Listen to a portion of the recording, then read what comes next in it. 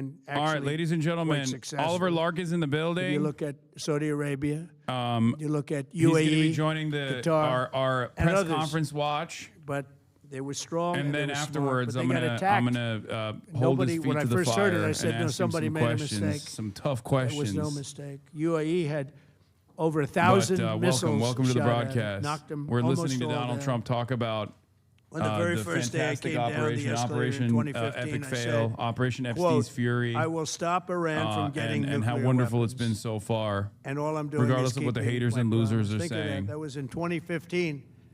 I said it. It was a threat then and a much bigger threat now, but no longer a threat, not for a long time anyway. We want to keep it that great way as suit, we by the continue way. Operation appreciate that. Epic Yeah. Fury. Looking We're good. Got the also DSA focused pin. on keeping Wear it everywhere. energy That's and my version oil of the flowing American flag to pin. the world. And I will not allow a terrorist regime to hold the world hostage and attempt to stop the globe's oil supply. And if Iran does anything to do that, they'll get hit at a much, much harder level. I will take out those targets that were easy and that I mentioned just before. We'll take them out so quickly, they'll never be able to recover, ever. So if they far, wanna it's play been that game, they better epic not play victory. that game. In the long run, After oil epic supplies victory, will be dramatically more secure. a without lot the of threat of a lot of Iranian like ships. IRGC affiliated accounts and like media yesterday was saying that he would declare victory as an effort to like draw back American forces.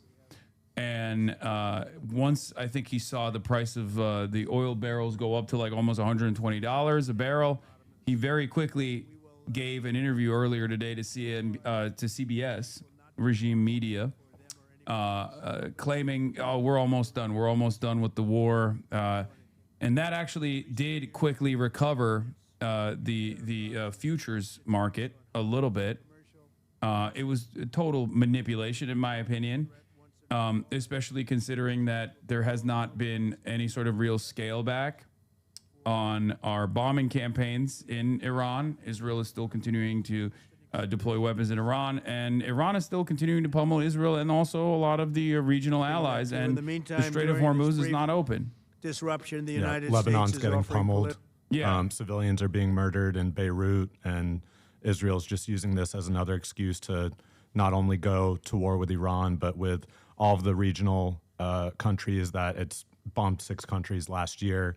So this is just yet another excuse. And Yeah. even today, I mean, the United States purported allies like Saudi Arabia and the UAE are basically looking at what the United States is doing, and they're not coming to the rescue the way that Trump is expecting. And I think this is just, Trump is having his mission accomplished moment right now. Oh, yeah. With like George Bush on the aircraft carrier. It is insane the way that history just repeats itself. And even someone like Trump, who ran as the purported anti-war candidate, which he never really was. He's a neocon, just like they all are.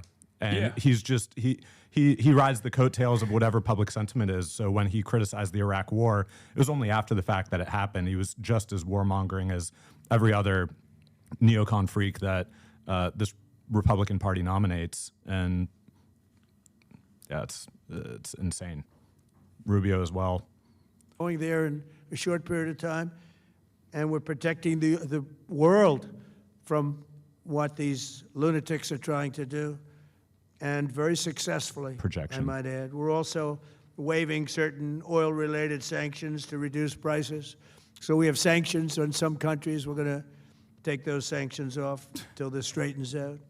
Then who knows, maybe we won't have When he to says put some them on. There'll countries, be he's so talking much about Russia, peace. which, by the way, has been But when the time comes, the U.S. Navy and its partners will spectacular escort tankers defeat through the in strait our if needed. foreign policy I hope against it's not Russia gonna be as well needed. as it wages a war in Ukraine. That's what he's talking about when he says like all these other countries that we previously forced sanctions on or told to separate their ties and their energy dependence on Russian oil and gas. They're now retreating Do on that that as if well. they play that game. We're going to hit them at a level that they have not seen before.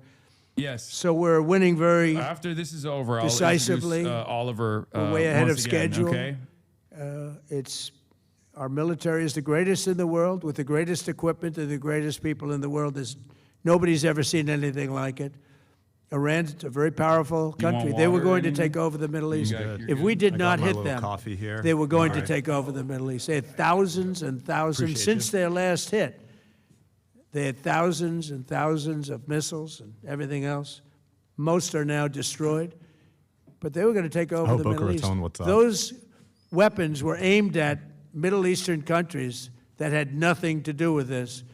They were going to take over the Middle East, and they were going to try and destroy Israel. So we stopped it with good timing, and 561. we're looks very good. proud to be involved in this, and it's going to be ended soon. And if it starts up again, they'll be hit even harder. Yeah, he's. Thank you very This much for is- being here. Go ahead. Any questions? Oh shit! Oh, this is the best part. This is a crazy you thing to so say much. when the Do other you side is approve completely. of Iran's new supreme leader? And secondly, can you tell us more about your call with Russian President Vladimir Putin When today? the What did Iranian you side is like discuss? Yes, I had operating in very a totally good call sovereign with manner, it is wild to just come Putin. out and be like, A oh, lot of people on the line total from our side, victory. from They're his going to pull side. back now. We were talking about Ukraine, which is just a never-ending fight. And look, there's tremendous hatred between President Putin and President Zelensky. They can't seem to get it together. But I think it was a positive call on that subject. And we obviously talked then about the Middle East.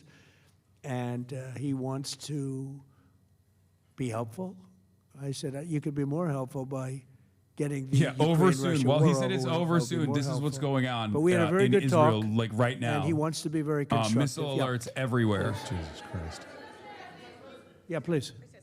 Thank you, Mr. President. On Iran, you called it an excursion. You said it would be over soon. Are you thinking this week it will be over? Are No, you but talking soon. about days? I think soon. Okay. Oh no, not this week, Very but soon. soon. Look, everything they have is gone, including their leadership. In fact, there are two levels of leadership, and even actually, as it turns out, more than that. But two levels They of replaced leadership are gone. Khomeini with Khomeini. Most people have never even heard about the leaders that they're talking about. So it's obviously been very. This guy, very no one's powerful, ever very heard of him. His Cuba, name you is said that Cuba wants to Khomeini. make a deal. But What would younger. the United States get in return for that? And why should Americans trust Marco Rubio to negotiate it? Well, Jared Marco Moskowitz Rubio trusts is doing a great Marco job. I think Rubio. he's going to go down as the greatest Secretary of State in Yeah, get history. your licks in, King. Yeah. Look at what we've done as a It's crazy. I mean, presidency. Look at what we've don't done want as to an interrupt the administration. president. Yeah, but the goat. They trust Marco. Yeah, and no, so do totally. The American people trust. He's been successful no matter where he's been. He also speaks the language, which is always nice. Oh, and they're always talking helpful. about the But he's dealing, and it may be Operation a Reactionary friendly Shield takeover. in Latin It may not America. be a friendly takeover. It wouldn't matter. Yeah, because they they're trust really him. He speaks the they're language. Down to, That's as they crazy. say, fumes. They have no helping energy, another they have narco no, dictator in Ecuador, money. They're Noboa. in deep Yeah. trouble on a humanitarian basis. Our South And, American policy is so we don't want to see that. but fucking they were disastrous. very, very It bad is to a lot of people, as you know. and a lot of devastating, and we people can't even like living focus on it that much the because we're Cuban-American fucking up vote, the which Middle I East got right now. at record levels. No, but Rubio's Very Rubio, important. Graham, Those they're people are frothing very at the mouth important to over me. Cuba I know what Yeah. they right went through. now. They went through hell. Some of them have gone on to be some of the most successful people in the country. Cuban American business There we people, go. some of them are like the most successful in the country. And a lot of them are friends of mine because I've been fighting this battle with them for a long time. The Castro regime was brutal, Cuba. but they lived off Venezuela. Now they don't live off Venezuela. Sends them no energy, no fuel, no oil, No, no Venezuela money, sending no it to nothing. Israel now. They lived without Venezuela. They couldn't have made it, and we cut them off from everything else. So, yeah, they're going to make either a deal or we'll do it just as easy anyway. Yeah. Whenever they say, Please. like, one of the most devastating words that a sequence of words that you could hear from an American leader, especially this one, is "we're doing a deal with them," because time after time, I mean, they had a phone call with Maduro 8 days prior to the kidnapping, right? And we all know what the negotiations process looked like twice now with Iran. So this, for me, is terrifying because I have a personal stake in this a little bit as well, right? I'm going to Cuba soon, and it's. I mean, I don't know. It's just like one of the cruelest, endless policies that we have. But that's being investigated right now. Yeah, please. Thank you. Thank you. Mr. President, you've said the war is, quote, very complete, but your defense secretary says this is just the beginning. So which is it, and how long should Americans be prepared Well, I think for you could this war say to it last both. for? It's the beginning. It's the beginning of building a new country. Oh, But we're they nation certainly- building they now. have no navy, Oh, they have yeah, no that worked air- out so well. Regime They change have and no nation building in Iran. anti-aircraft equipment. It's all been blown up. They have no don't- radar. They have no telecommunications. This shit pisses me off And they so have no much 'cause, like, leadership. It's all gone. So, you could look at that statement. George W. Bush with a spray We could tan. call it a tremendous success right now as we leave here. I could call it, or we could go further, and we're going to go further. Oh, But, so it's not over. The big risk on that war has been over for 3 days. We wiped them out in the first 2 days. When you think about it, it's Gonna go incredible. back We to this wiped real out a quick. big navy, very powerful navy. These were ships. These were serious ships. These were Literally ships that none you of their buy naval assets, when you none want of to their win large battles. naval They're all, assets are relevant in this. they're all on the Most of bottom the floor. naval The assets sailors they are all bombed on the running off first the day ships were and already refused to get parked on on the the ship. docks. Like they didn't have The Air people Force in is them. gone. Everything's gone. The missiles are down to a trickle. The real Down to a trickle. the real Iranian Probably Navy is the 25%. go fast boats that they have. And they'll they soon be haven't down to actually been able nothing. to We'll strike have those. where they manufactured the drones are under fire as we speak. They're being hit. So the rest is going to be a determination as to my attitude, along with the people in the Trump administration, what we want to do. Thank you. Yeah, please. Can I ask you, you mentioned you were going to waive certain additional oil waivers or sanctions. Can you talk a little bit more about that and address in particular? Well, are we're you looking to considering keep the measures oil like- prices down. We went artificially up because of this excursion Israeli into chatter says while he's a very talking, we get positive sirens thing. over and This over was an again. excursion Fucking a lot of liar. people wouldn't have done. I knew oil prices would go up if I did this, and No, he's got they've this. gone Him up and Bibi got probably this, less bro. than I Don't thought worry. they'd go up. But I don't think anybody thought we were going to be this quickly successful. This He said was artificially a the oil prices military went up. success, the likes of Artificially. which Was it the people largest haven't oil seen. We spike have the since best 2008 military. We with have the best equipment. Lehman Brothers? Yeah. We have, I believe, the best generals. We have the best. And this went very quickly. We I love talked when they about do that this with thing where it's like, President oh, Putin. well, He was you're not very shitting impressed on me. You're shitting with on our what he beautiful saw, generals, 'cause actually. Nobody's ever seen anything quite like Okay. it. Iran was a very powerful military country with all of the missiles. Now, you had the double attack. You had the original attack with us and Israel, and that knocked them for a loop. Then you had the B-2 bombers, which took out their nuclear capability, I and they love would this have had image. a nuclear weapon within 2 weeks to 4 weeks. And they would have used it long before this press conference. They would have had a nuclear weapon and 2 we weeks might to have had 4 a much weeks. different press conference if we had a He press is literally conference. Benjamin at all. Netanyah's flesh puppet. Like he But is just it's like been saying amazing. everything that they've the told him in military those rooms. success that we've had is truly unprecedented. 2 to 4 weeks away for 30 years. Yeah. You said you've told your congressional colleagues that you will not sign any piece of legislation until the Save America Act is passed. Does that include the confirmation of Senator Mullen as your next DHS secretary? Does that mean a DHS funding bill?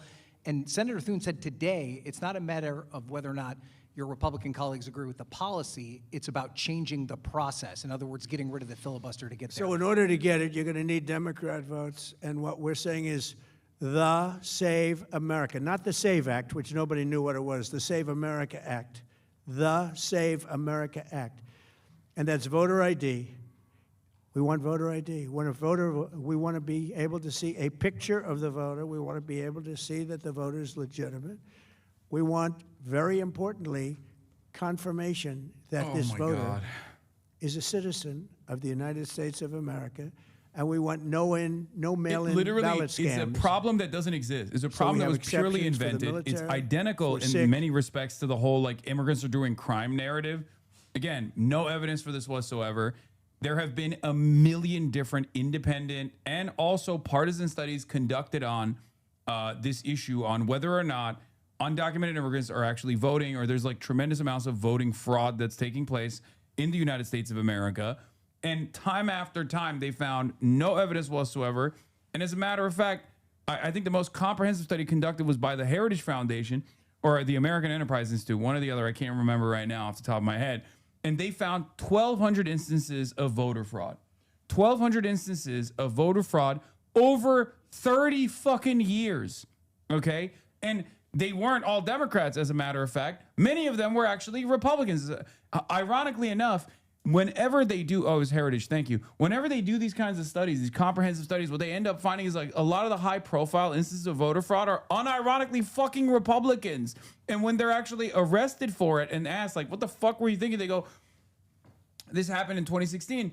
Where a Trump supporter was like, well, I had to do it because the Democrats were doing it. So I had to counteract the Democratic voter fraud by doing voter fraud myself. So like this notion that there is tremendous amounts of voter fraud taking place in this country is so idiotic. It's never existed. And before people say this is Trump, this is classic Trump, no the fuck not. Even Paul Ryan had indicated that voter fraud was taking place in California. This has been an ongoing Republican lie.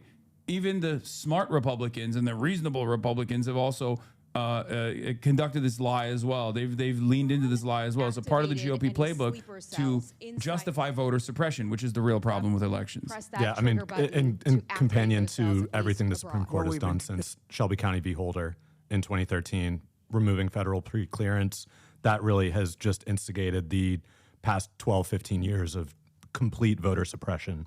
So it's another classic case of Republican projection, as so many of these things are. They're afraid of the voter fraud, that they're creating their own incentive to have their supporters commit it when it's statistically insignificant on a macro level. Yeah. Things that have happened that have been very bad.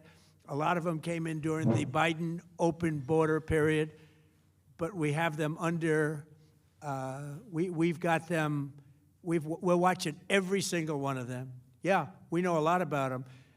The biggest problem we have is the Democrat shutdown. We know a lot about them, but the shutdown doesn't allow us to do what we have to do. Do you have to take him out? Does he have a target on his back? You mean the new supreme leader? You mean the son? How can there be an Iran with Well, another I don't want to say that, but you know, I was disappointed because we think it's going to lead to just more of the same problem for the country. So I found the light of Allah. I am Shia now. I say Ya Ali every morning, and they won't ask me for my take. Someone in mind to be the new Iranian I've read all the surahs.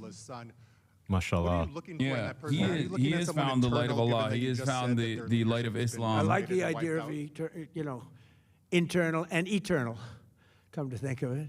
But I like the idea of internal because it works well. I mean, I think we've proven that so far. Kid Rock to run the country. In Venezuela, we have a woman, Delcy, who has been, president of the country, very respected, she's doing a great job. That hurts my soul. And it's, no disruption.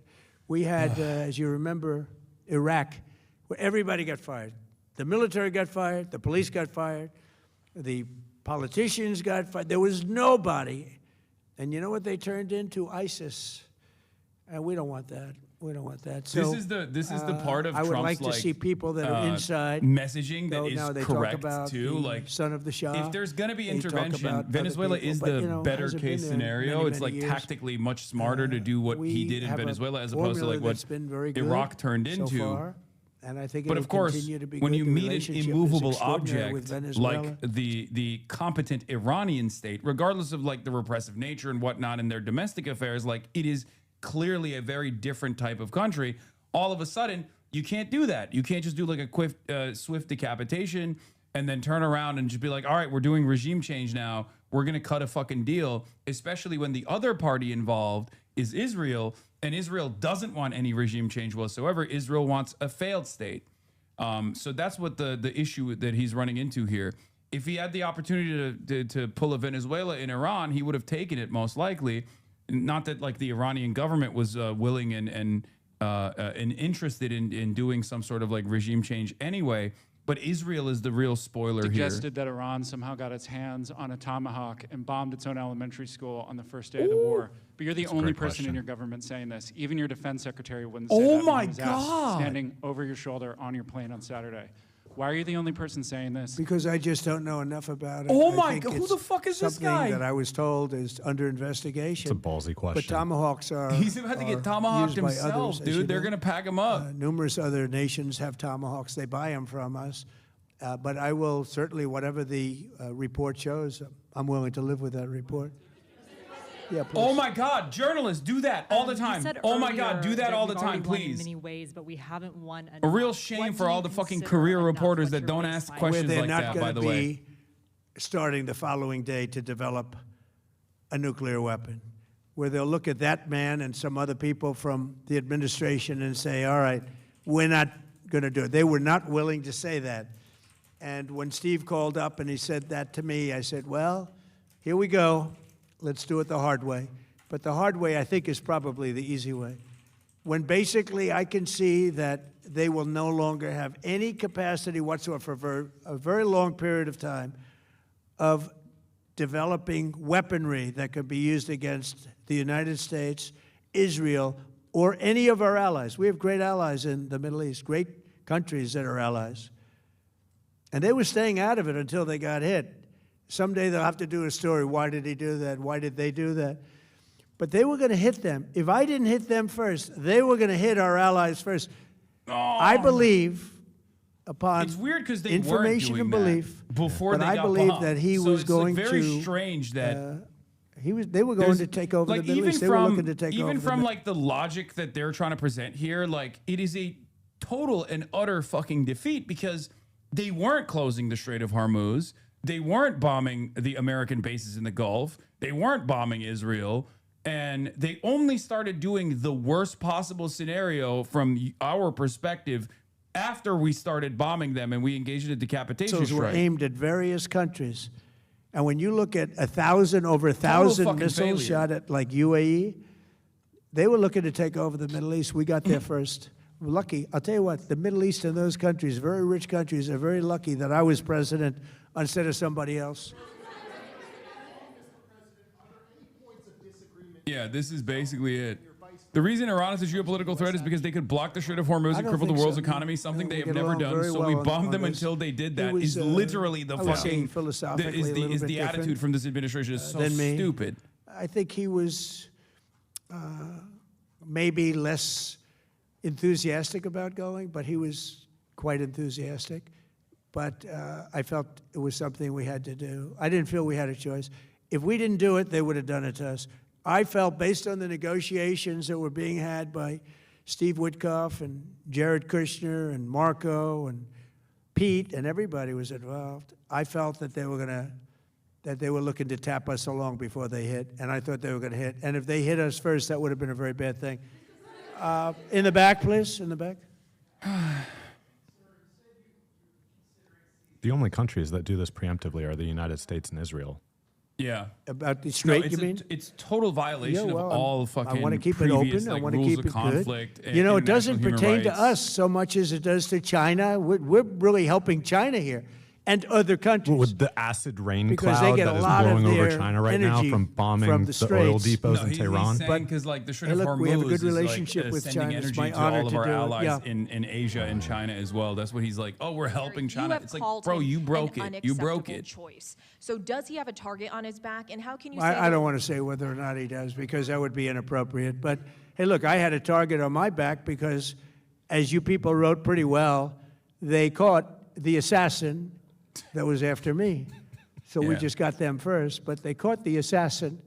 They have him now in custody that was after me. So, you know, Ryan but, people don't like to mention that, but they did catch him. And I'd like to He was congratulate our Iranian. military, Secret Service, FBI, all of the people that worked on that, but they did. Yeah, please.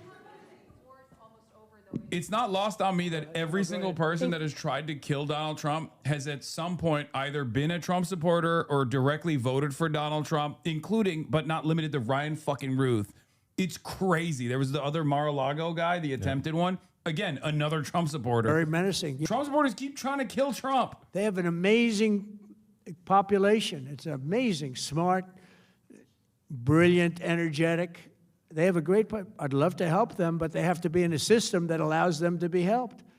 And right now they're in a system that only allows failure. And I don't want that. And I want a system that's not going to be attacking us. We want a system that can lead to many years of peace. And if we can't have that, we might as well get it over with right now. Yeah, please. What does that And even mean? as of What is today, that there have been logic? 8 U.S. military fatalities associated with the war in Iran. How many American deaths are you willing to have in this war? Oh my God. Well, as I said before, What is happening to the when you media have today? conflicts like this, you always have death. And I was at Dover yesterday. I met the parents, and they were unbelievable people. They were Look, unbelievable I'm not the biggest fan of people, but Barack they all Obama had either. one I've been thing very in critical of common. him. They But said can to you me one imagine thing, Barack every single Obama one. responding like this? Like, Finish what the would job, be the sir. results Please of finish Barack the Obama being job. like, yeah, you know, people die sometimes? I'll Yeah, leave you no, at that. the Thank you Fox very News much, would be everybody. Going Thank you. completely apeshit. Oh my God! Speaking of Fox News, okay, did you see the Fox News coverage where he was wearing the hat when they were doing the dignified? Oh yeah, transfer? and they swapped in the. It's total state propaganda. Yeah, I mean, and then they apologized for it after the fact. All right, ladies and gentlemen, that concludes President Trump's press conference. That was a fucking disaster of epic proportions. But obviously, I got to do an introduction first. Once again, Oliver Larkin is in the building. He's a DSA endorsed U.S. House candidate from Florida 23 and a former Bernie Sanders staffer. The Florida's 23rd district spans parts of Broward and Palm Beach County. You were a former Bernie campaign organizer. You're running as a Democratic Socialist focused on Medicare for all, stronger labor rights, ending America's foreign interventions, and tackling inequality in South Florida's increasingly unaffordable housing market. Your campaign sharply contrasts with AIPAC's #1 foot soldier, Jared Moskowitz. That's how I feel about Jared Moskowitz, particularly on foreign policy and money in politics. Larkin argues that working class voters in the district need a representative willing to challenge corporate power and redirect U.S. resources away from war and towards domestic investment. Welcome to the broadcast. Very excited to have you here, even though Michael from Pennsylvania outflanked me and got a remote interview with you beforehand, but he's also been a big advocate for you as well. Very excited to have you here. You've been doing something that I think other Democratic politicians should be doing, which is you're not holding back on unleashing on your opponent that you are trying to unseat in this primary. You're playing a little bit of hardball. Now, it's probably pretty easy because your opponent is Jared Moskowitz, and he is a particularly unlikable person, especially when it comes to how out of touch he is on the desires of the Democratic base and how much he has been openly at odds with even the rest of the Democratic Party's caucus initiatives when it comes to Israel. I believe alongside Gottheimer, he was one of the two Democratic congresspersons that immediately came out and were saying that we shouldn't do a war powers resolution when Ro Khanna and Massey were trying to put that together, outflanking the rest of the Democrats, which was unbelievable. But yeah, thank you for coming on. Does it make that easier for you that your opponent is Jared Moskowitz to criticize him? yeah, I mean, he's giving me new material. I had plenty of reason to primary him when I first started campaigning. He had already been the first Democrat to join Doge. He had already voted for the Lakin Riley Act. He had already been appointed twice by Ron DeSantis. But as this campaign has gone on, what we've seen him do is not try to tend to his base and show, hey, I'm actually a real Democrat. He's leaning in even further to his Republican bona fides and basically asserting that only a conservative, centrist, moderate Democrat is capable of winning a district like ours. And I think there's a lot of discourse that Florida is somehow different than the rest of the country, or we're kind of uniquely that's right-wing bastion, but people have the same working class struggles and same priorities about Medicare for all and getting money out of politics here. And so we're just leaning into that. And when it comes to running as a stridently pro-Palestine candidate in South Florida, I've seen candidates that have run supporting BDS or supporting Palestinian self-determination in the past, but weren't really saying it with their full chest. And then there's the hit pieces that come out 3 weeks before the election, 4 weeks before the election. I'd rather just own it right now and not try to hide my views. I think that's what there's so many of these underhanded kind of card tricks that Democrats have to try to filter, manufacture their views. And when you talk about Jared Moskowitz being one of the two Democrats, he even called it the Ayatollah Protection Act, which was ridiculous. I mean, but I think that's emblematic of Jared Moskowitz is a totem for the rest of the Democratic Party. He is this is a much larger critique than just Jared Moskowitz. I think he is kind of on the front. He's the front flank of the Democratic Party when it comes to this neoconservative, neoliberal kind of status quo that they're holding up.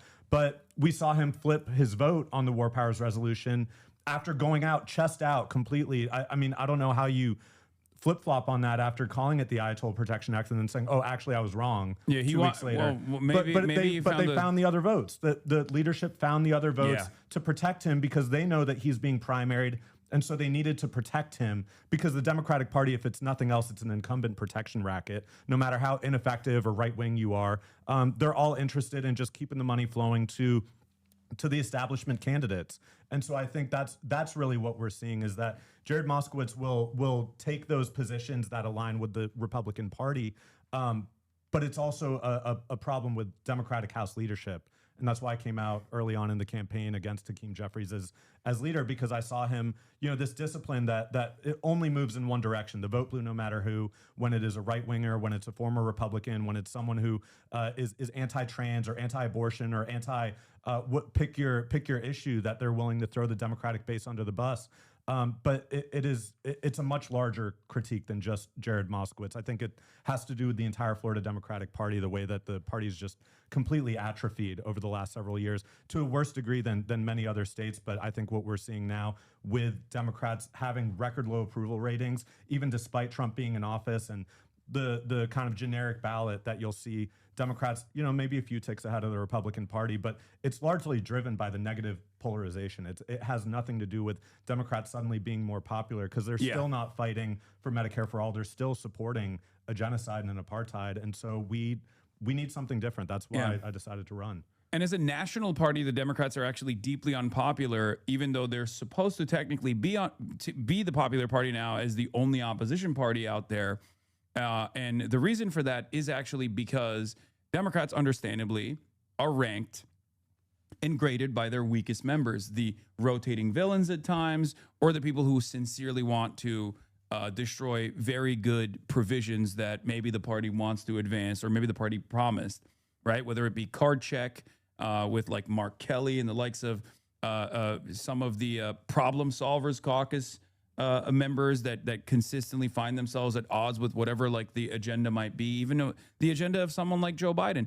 And Moskowitz absolutely represents that contingency, especially as it pertains to an issue like foreign policy. So I'll be honest, you have a tough battle ahead of you, right? If we look at your district, Florida 23 is a D+2 district, but the general election will be tight. And the district is very white, very wealthy, with a big Jewish population. 29% are born outside of the United States of America. Now, what it reminds me of, however, is the same bargain that Zohran Mamdani represented, same bargain that Zohran Mamdani presented, where the idea that large majority Jewish voting bloc is going to automatically align with whoever is Israel first is silly. It's a failed concept. And Zohran Mamdani proved that, even though there were plenty of people who did not agree with him on the issue of Israel or what his perspective was, they still ended up voting for him. And the reason why they ended up voting for him was because you don't vote for a candidate exclusively on the issue of Israel. You vote for a candidate on all of the other promises that they're making. You vote for a candidate on trust, whether someone trusts you to fight for their values and to fight for their interests. So what is the 5 policies that you want to be defined by, the Zohran method, if you were to make a plea to all the voters that are listening in right now? Yeah, I would say number one, it has to start with Medicare for all. I think that is just such an emblem of willingness to take on the entrenched corporate power and the lobbying industry in Congress, with the pharmaceutical industry, with the private health insurance industry. The United States is the largest country in the world, the wealthiest country in the world, not to have Medicare for all, universal health care. We also pay twice as much per capita as other developed nations. And we still have a system that allows medical debt to happen, that allows people to, forces them into having to put up GoFundMes when they have cancer.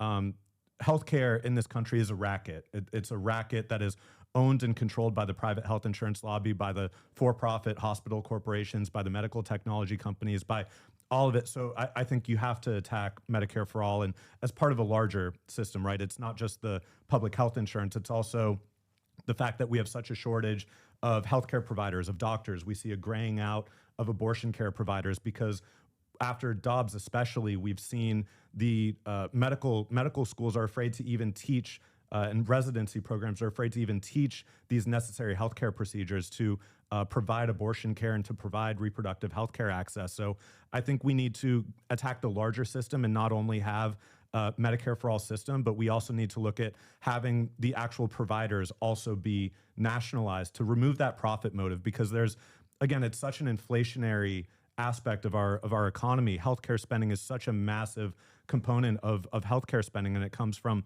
the public sector and the private sector. And it's because even with Medicare, it still has to be supplemented by private insurance. You still have to have vision, hearing, dental insurance. You need oftentimes private mental health care. You need to go outside of your plan to seek abortion care. So I think this is Medicare for all is the starting point. It's not the end point, but it is the starting point of a truly just and humane healthcare system. I would also say the Green New Deal as number two. And in my district where I grew up, we have one of the only tracts of coral reef in the entire country. Something that even Ron DeSantis sought to protect and preserve initially. And that is something where, again, it's a failure of the Florida Democratic Party, where for years you've got Ron DeSantis being endorsed by the Everglades Foundation. You've got Republicans like Brian Mast in Congress, the guy who some of the viewers may know wears the IDF uniform to Congress. Yeah. But he also runs on being a clean water candidate and someone who's going to stand up to Big Sugar and those entrenched corporate interests that incidentally have contributed about $27,000 to Jared Moskowitz's campaign. So for a Green New Deal, our ecology and our economy are connected in South Florida. When you look at the marine industry, it's literally hundreds of thousands of jobs. The tourism economy, Florida is one of the only states without a state income tax, and it's because we have the great fortune of having a tourism-driven economy that brings so much economic stimulus into our state. But if you're having the seagrass die off and manatees dying in record numbers, you've got coral reefs being destroyed by consistent dredging and coral bleaching of the warming oceans. You've got mangroves being torn up to make room for more beachfront mansions, and it all adds up to a system where South Florida cannot exist without a healthy environment. We have flooding on sunny days. We have infrastructure that literally breaks and spews hundreds of millions of gallons of raw sewage into the environment, into the water system. So we need a Green New Deal. It's also how we provide good jobs. It's also how we provide affordable housing, climate resilient housing. So I would connect this absolutely to Ilhan Omar's Homes for All Act. I would connect it to getting public ownership of the energy economy, nationalizing the energy system to really truly meet the scale of the climate crisis and the urgency of that. We cannot rely on the market to address the climate crisis the way that we need to. I would also look at, in the Green New Deal, things like nationalizing the public transportation industry. Here in Los Angeles, there's Brightline West that's being constructed. That's an extension of Brightline in South Florida, which is the only privatized passenger rail system. Supposed to be the only. It's also supposed to be high-speed rail. Yeah, and that is the investment vehicle of our Senator Rick Scott, who, as governor, literally denied public funding, billions of dollars in public funding from President Obama, so that he could then go behind everyone's back and invest in All Aboard Florida, which became Brightline. So I would encompass, affordable housing, energy, climate resilience, all within the Green New Deal. Number three, we need truly an anti-war party. I mean, we just watched that ridiculous Trump press conference. And there are Democrats who, again, when it comes to Venezuela, when it comes to Iran, they always have to couch it and or say, even Cuba. Cuba, especially in South Florida, you'll hear, well, of course, it's a totalitarian regime. They have to couch it that this is also a policy they agree with. They just don't think Republicans went about it the right way. Yeah. So we have a two-party system that both parties manufacture this consent for these constant regime change efforts, endless war. We've got AIPAC funding candidates on both sides, even despite AIPAC funding endorsing 109 January 6th insurrectionists in 2022. AIPAC doesn't care about democracy. They don't care about democracy in Palestine, and they don't care about democracy in the United States. Yeah. So we truly need an anti-war candidate, because when we're spending billions and billions and billions of dollars, and this is Also, a matter of fact, with not just the United States government, the federal government, but in Palm Beach County, it's the largest municipal investor in Israel bonds in the entire world. $1 billion invested at the same time that there's a severe lack of affordable housing. They're literally cutting PalmTran, the public transportation system. So we need an anti-war Congress and anti-war candidates to go in there and to claw back this funding where we've got $1 trillion in Pentagon budget, and they're still going back for more money and saying, Jared Moskowitz is saying, well, I'm not going to defund the troops by voting against this Iran war budget. They're already funded. They've got $1 trillion. They've got more money than they've ever had before, but there's so much corruption and waste and fraud within the defense industry, within the private defense contractors. We saw Lockheed Martin stock on last Monday, hit an all-time high on the stock market. Jared Moskowitz, as he is going into the media and saying, I agree with Marco Rubio, I agree with Tom Cotton, I agree with Lindsey Graham, they're leading Trump in the right direction. J.D. Vance is too isolationist. He's not right-wing enough. I'm further to the right than J.D. Vance. This is all what Jared Moskowitz is saying as he's investing in the private defense industry. So we need an anti-war Congress, and we need a Congress that is going to stand up for Palestinian self-determination, against genocide, against apartheid in the West Bank. And that's something that we've been doing on this campaign. All right, what's 4? Number 4 is we need to abolish and prosecute ICE. And I think it's part of a larger dismantling of the DHS post 9/11 surveillance state that we've seen. ICE in Florida is operating differently than in many other states because Ron DeSantis, our governor, has mandated that there are these 287G agreements. So you're not necessarily seeing ICE agents out in the streets. They're deputized to have the Florida Highway Patrol, at Florida Atlantic University, the campus police department, and at Florida International University. You've got the local municipal police departments that are actually doing the detention and deportation efforts that ICE is doing across the country. It's just more localized in Florida. And so when we've got to abolish and prosecute ICE, that also includes the private prison contractors. When we talk about the $75 billion that was allocated to ICE in the One Big Beautiful Bill last year, that's not all just going to ICE. It's going to the private contractors like Geo Group, the largest private prison corporation in the entire United States, which is housed right in our district in Boca Raton, literally across I-95 from Florida Atlantic University. And we see Jared Moskowitz literally recommending a private prison executive, Adam Hasner, writing the letter of recommendation to the FAU Board of Trustees, which also incidentally includes Geo Group executives, to make a private prison executive the president of the largest public university in our district, at the same time that we've got the Broward Transitional Center, which was where Marie-Ange Blaise, one of the women who have died in ICE custody last year, passed away. That's a Geo Group operated, privately contracted ICE facility.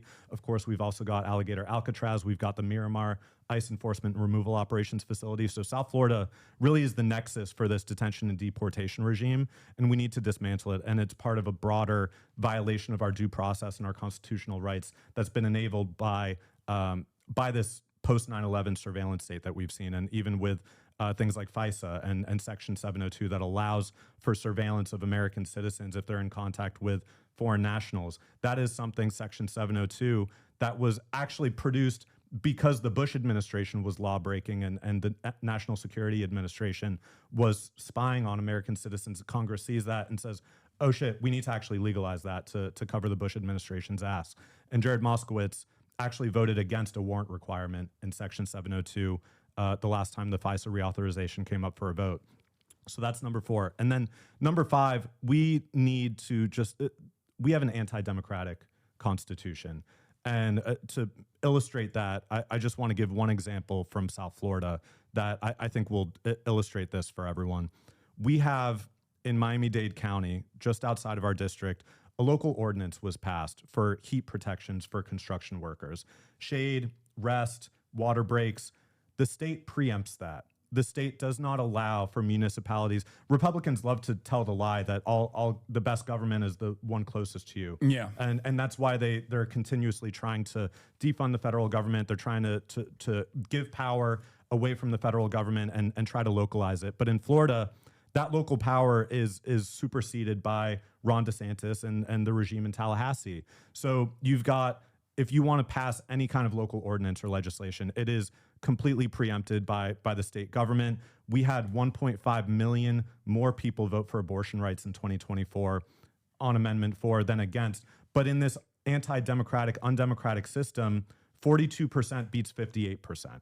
And we see this replicated over and over again, whether it is the filibuster, whether it is gerrymandering, whether it is just the very nature of the Senate, which is a compromise with slave states. And there are members, former members of Congress like John Dingell, that have called for abolishing the Senate. We really need to look back at Reconstruction and what the promise of Reconstruction was, because it is really in many ways a founding of a new country. It is a fundamentally different country after a worker uprising of giving slaves the franchise, freeing people from bondage.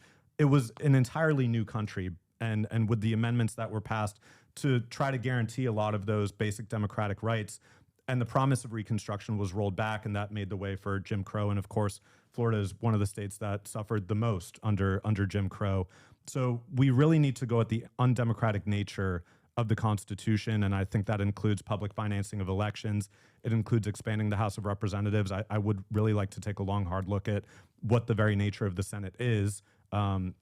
We need to look at judicial review and Marbury versus Madison, the kind of legislating from the bench that is able to occur, where Congress can pass legislation, but Republicans that have stacked the Supreme Court can basically just veto so many different legislative priorities that are passed. So I think number 5 is just the basic democratic nature of the country, which I hesitate to even call America a democracy right now, because you look at Washington, D.C., it's never been a democracy for Washingtonians. They don't have the same level of representation in Congress. I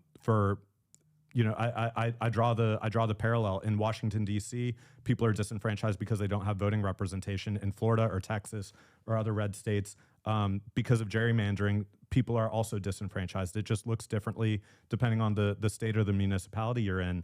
But we really, and I think we're in a moment now where it's not just leftists, it's not just democratic socialists, it is people across the left liberal coalition that look at what Trump is doing and what Republicans are doing, and they know that we need to go further. The status quo and returning to the status quo is not acceptable, because it's going to pave the way for just another fascist to come after Trump and to continue this tug of war unless we really fundamentally change the nature of American democracy. And I think that includes attacking the undemocratic nature of the Constitution. Yeah. Now that you got through the 5, I thought it was going to be much shorter than that. But I was going to say, go to secureactblue.com, donate OFC dash HasanAbi or underscore HasanAbi, which is the link in the chat that we're spamming right now, if you want to donate to Oliver's campaign. Let's beat Mike. Yeah, Mike raised like what, 23 grand or something? Yeah, 23 grand. It's really fucked up that, we're falling short of Michael from Taiwan. Anyway, he slid right in there. But too, Yeah. you had us booked before Mike, and he was like, "Oh, it's easy, just jump on stream." This is a link. Jared Moskowitz, in his own words, this is a 3-minute video from my stream. It seems. Did you get your team made this? Yeah, I think this is crazy. Let's see. Let's take a look. The guy from Florida too, that's like trying to go after.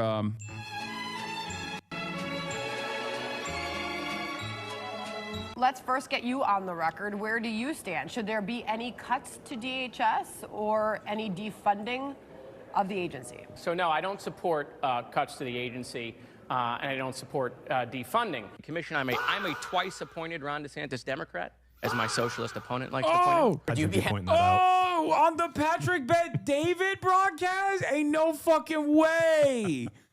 This is how he's reacting, though. This is like he says this is what my socialist opponent likes to call me. Yeah, he's like leaning further and further into like this is somewhat of a test district, in my opinion, for like testing out the strategy of whether or not like true left populism could actually overcome what Democrats like to call are these like districts that could go to a Republican, God forbid. I genuinely think you'd have a easier shot in the general than you do within the primary structure because all the people that are like party loyalists in the primaries, now that attitude is changing right now. Don't know how it is going to work in your district, but like the people that vote in the primaries are like the party loyalists for the most part. They favor the incumbent usually. Having said that, however, because of the overall discontent with the National Party, there's a real opportunity right now to make that electability argument and to make sure that this is like a permanent Democratic, like easy seat, not +2, but we're talking +10, +20 even in the general with someone like yourself that has this like broad appeal across the board. But yeah, let's get back to this. Happy with Elon Musk or Rupert Murdoch owning TikTok? Well, it's better than China. Oh, he's just he is like one of the worst. He is genuinely, truly one of the worst Democrats. Oh my God, I'm so happy they're running against him. Well, look, what I would like to see actually is a little tougher language coming out of the Trump administration. I'm to the right of this issue to the J.D. Vance Witkoff approach, and I agree, quite frankly, more with Senator Lindsey Graham and probably Senator Tom Cotton. Iran is the weakest they've been in a period of time. Now is not the time to appease them. No, my team now added is that the in. time to put maximum pressure on them and make sure that we dismantle the nuclear program. It's unacceptable for Iran to get a nuclear weapon. We all say that it's unacceptable. But what are we willing to do? Note the whether date it's there. cyber or military. September 14th, 2023. Oh my This is the God. belligerence before October 7th. Oh my God. Interventions have worked. We all know right now the only reason why the centrifuges aren't going up is not because of anything we're doing. It's because the Iranians are not doing it. Iranians. Right? And they could do it at any. Listen to me, okay? If you sit around frustrated as to why the Democratic Party is not fighting back against the Trump administration, or if you're sitting around wondering why when Democrats are in power, they don't actually take the initiative to like roll the clock back on all of the awful shit that all the awful shit that the Republicans do get away with, it's because of people like fucking Moskowitz who fight as hard as they possibly can and make sure that like the Democrats don't actually move the needle back in an appropriate trajectory in our foreign policy, our belligerent foreign policy. That's like, this is what I mean when I say, if you're frustrated by the controlled opposition, it's because of guys like Moskowitz, okay? They are in the pocket of all of the worst corporate entities, all the worst, I mean, even foreign policy, like Israel is in the pocket of AIPAC. It's all of the worst shit that the Democratic Party puts out. It's Jared Moskowitz is a guy who's pushing for it. Moment. It's not like we have some lever that would stop them. They could do it at any moment. And most likely, we'll find out after the fact because they're so close. So it wouldn't be we could do a preemptive military strike to stop it. It would be post. We would find out that they've hit the threshold, and then it would be, what are we willing to do? The next guy, I agree. The next guy ain't going to do this. I agree. And Trump can't fall for it. Now, he's got people around him. I think Marco is leading him in the right direction. Vance sometimes concerns me because he's an isolationist. But J.D. Vance concerns me because he's not crazy enough. Bro, you're a Democrat. What the fuck are you saying? Oh my God, this makes me so mad. This clip compilation was designed to give me a fucking aneurysm. I swear to God. And to save your fingers. It's just like, it's Trump's mind-boggling. got to recognize it's him or nobody. I mean, that's where we're at when it comes to Iran. Like Trump, don't like Trump. They look at Trump as crazy as they are. Okay, and that works in that area of the region. Otherwise, the Israelis should continue to dismantle that. Any country that chants death to America cannot be allowed to have a nuclear weapon. And look, I have vast disagreements, obviously, with President Trump. What are the disagreements that you have with President Trump, actually? Oh, wait. I know what it is. He's not going hard enough. That's what it is. He's doing Taco Trump like Chuck Schumer. He better not try to do a negotiation with Iran. Obviously, we had some knowledge that this was going to happen. Probably could have stopped it. U.S. presidents have that ability. President Trump let it go forward, and he got it right. I think maybe more joint military exercises in the Middle East. I think showing maybe the Iranian regime the military capabilities we have in the Middle East by doing maybe some weapons tests out there.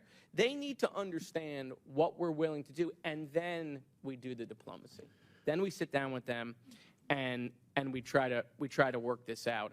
don't go into politics. Oh, this Really? Oh yeah, 100%. Do you have regrets? Go to Wall Street. Go to Wall Street. Yeah, be a finance Go bro. to Wall Street. Yeah, go to Wall Street. Go be a finance bro. Like Yes. do cocaine for a couple of years. Get that out of your system. Yeah. That's what I would tell my 16-year-old yourself self. a Like, I couldn't ask for an easier thing to, like, silver platter. Yeah. Who says that? Yeah, it's crazy. It's crazy. I mean, you do have like I said, the district itself might seemingly, in theory, the district itself, the demographics itself, like the expectation is that someone like Moskowitz is actually to be the favored pick here. But I think that that is the old way of doing things. That's the old method of assuming that like this is the real electability candidate when it's not. It's like these are all incredibly unpopular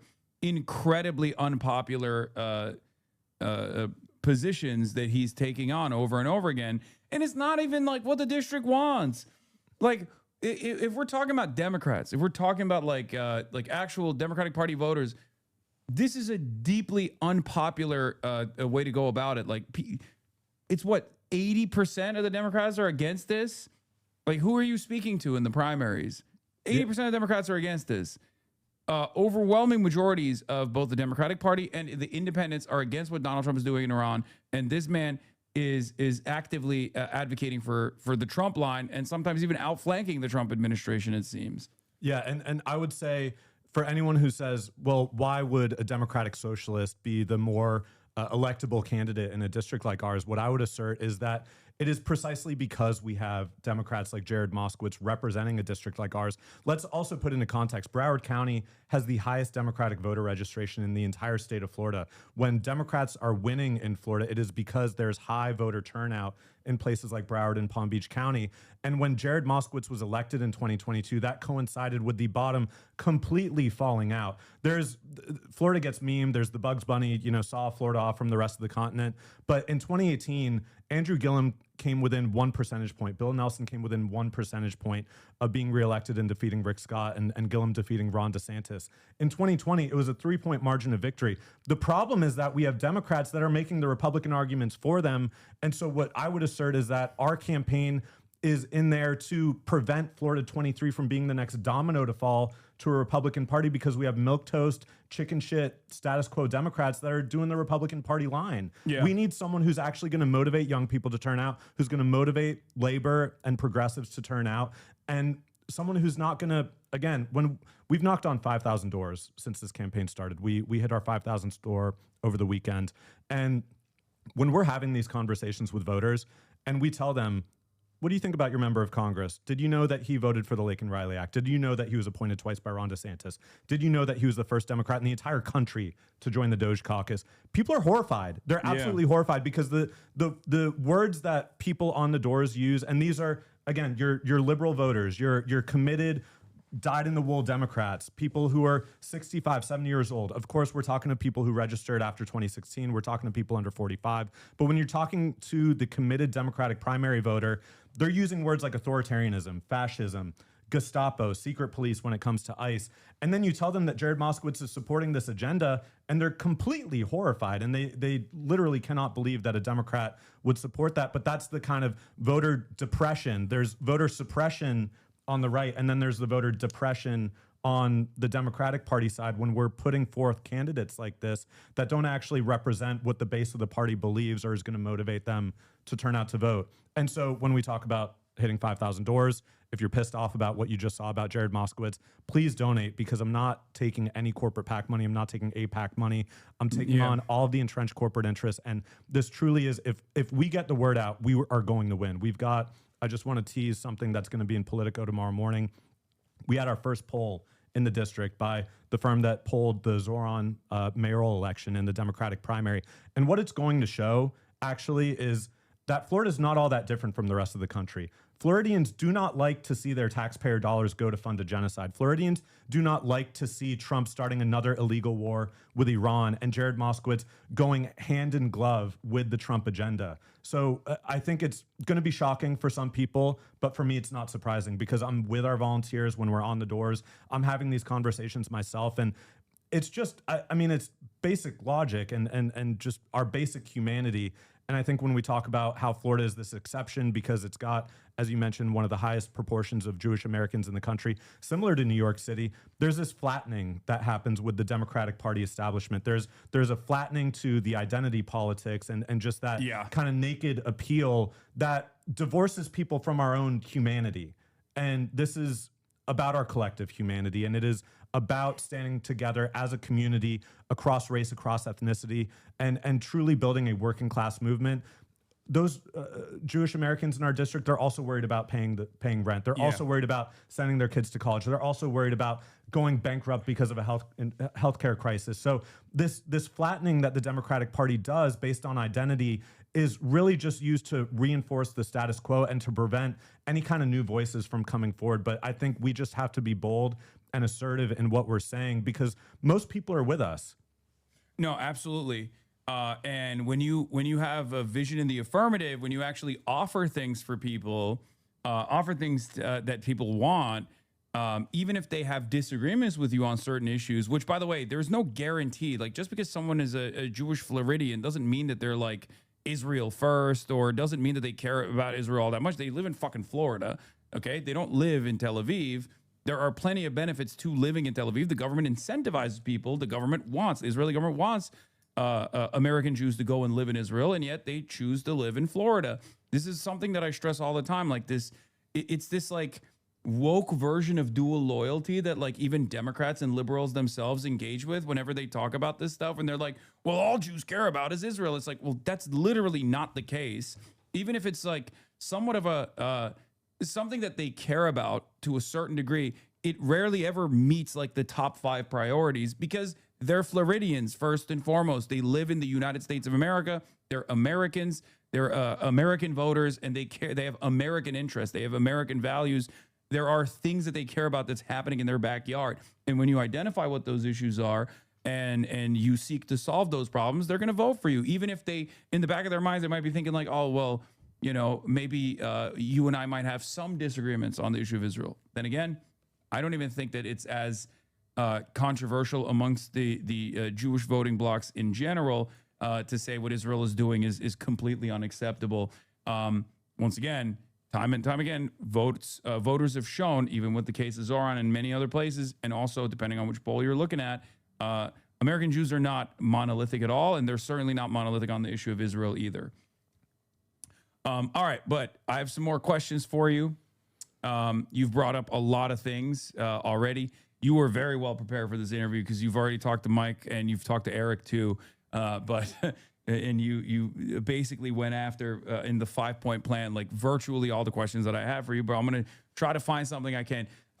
One thing that you didn't mention in this conversation, even though I've heard you say this before, is that you want to shrink the military budget. Yes. And so the question I have for you is, you vocally supported shrinking the military budget. If you were able to cut 10% of the military budget, which is around $100 billion, let's say, where would you invest that money? I think we need college for all. The student debt crisis that we have, and the fact that people are, I'm still paying my student loans, and that is basically debt is used as a means of controlling and disciplining the working class and disciplining the labor market to force that kind of precarity where if you're not actively participating in the labor market, then you could become completely destitute. You could be put out on the street. So we have more than enough money if we cut even 10% of the military budget to invest in college for all. And I would not just restrict that to public colleges and 2- and 4-year colleges. When I spoke earlier about the need for more healthcare professionals, more medical providers, I would extend that to also things like medical school, because in the United States currently, we have such a lack of healthcare professionals, and it's because you either have to assume the burden of even more student loan debt, not just the 4-year undergraduate, but the additional student loan debt of going to medical school, or you have wealthy parents, or again, you have this inflationary aspect of the healthcare system where because people take out hundreds of thousands of dollars in medical debt, that is the excuse or the justification for these exorbitantly high medical healthcare provider salaries, because people are still struggling to get by because they're paying $1,000 or $2,000 a month in medical school debt. So what I would say is investing in public education for all vocational school, trade schools, and really making it so that we have the most educated public that we could possibly have, and making it accessible for working class people to go and get an education, because that helps our entire economy. The output of that investment is much greater than what it would cost to provide free public college education to every single American who wants it. So I would say absolutely public college for all. And I think there's a lot of other priorities, but so you wouldn't cut 10% of the military budget to directly give it to the state of Israel? No. Cut out the middleman. Okay. I don't know. I mean, I thought like that's probably what I'd be in favor of, but I guess you and I have a disagreement there. It's okay. South Florida has become one of the most expensive housing markets in the country. How do you believe Florida should make home ownership more accessible? Yeah, I would say the corporate landlords and the private equity that really control the real estate industry in Florida. And this is, again, if people want to look up Lennar Homes, Lennar Construction, their top 3 recipients of their campaign contributions are the National Republican Congressional Committee, the NRCC, and then Jared Moskowitz and Jared Moskowitz's PAC. So he is completely beholden to the private construction industry, the private equity and the corporate landlords. So we need to remove them from the housing market. And I would say more broadly, when you look at what the Clinton administration did with the Faircloth Amendment, capping the number of social housing units available at the number that existed in 1999. You think about how much the United States population has grown since then, and why building new housing is so expensive, because it cannot be directly administered by municipalities. It has to be routed through these nonprofit groups that create a lot of redundancy and a lot of just slows down the process of building new housing and makes it incredibly more expensive. So I would be a strong supporter of Ilhan Omar's Homes for All Act to build 12 million new homes to incentivize home ownership for working class people. The average age of a home buyer in the United States, 30 years ago, it was, I believe, 39 years old. Now it's 59 years old. So it's people. It's got to go older, I think. Yeah. It's not old enough. Too young. 59-year-olds don't need a home. They can be permanent renters, I think. Yeah. So repeal the Faircloth Amendment, pass the Homes for All Act, and ban private equity and corporate landlords from owning the housing stock that they do. And I think we can do that by changing the tax structure of the country and making it so that Airbnbs and these corporate landlords like Invitation Homes, which has tens of thousands of units in Florida, that oftentimes when you're paying rent, you're paying your landlord's mortgage and then some.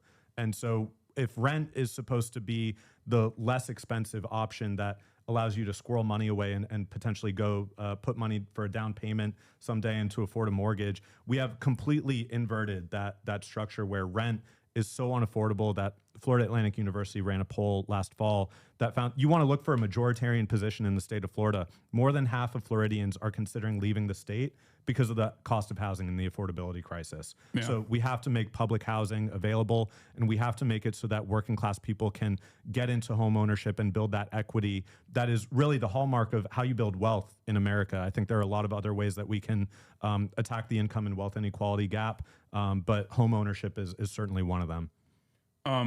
Switching gears here, let's talk a little bit about foreign policy and immigration. Your wife's family is Nicaraguan and escaped the Ronald Reagan-funded Contra death squads. Shouts out Ana Navarro.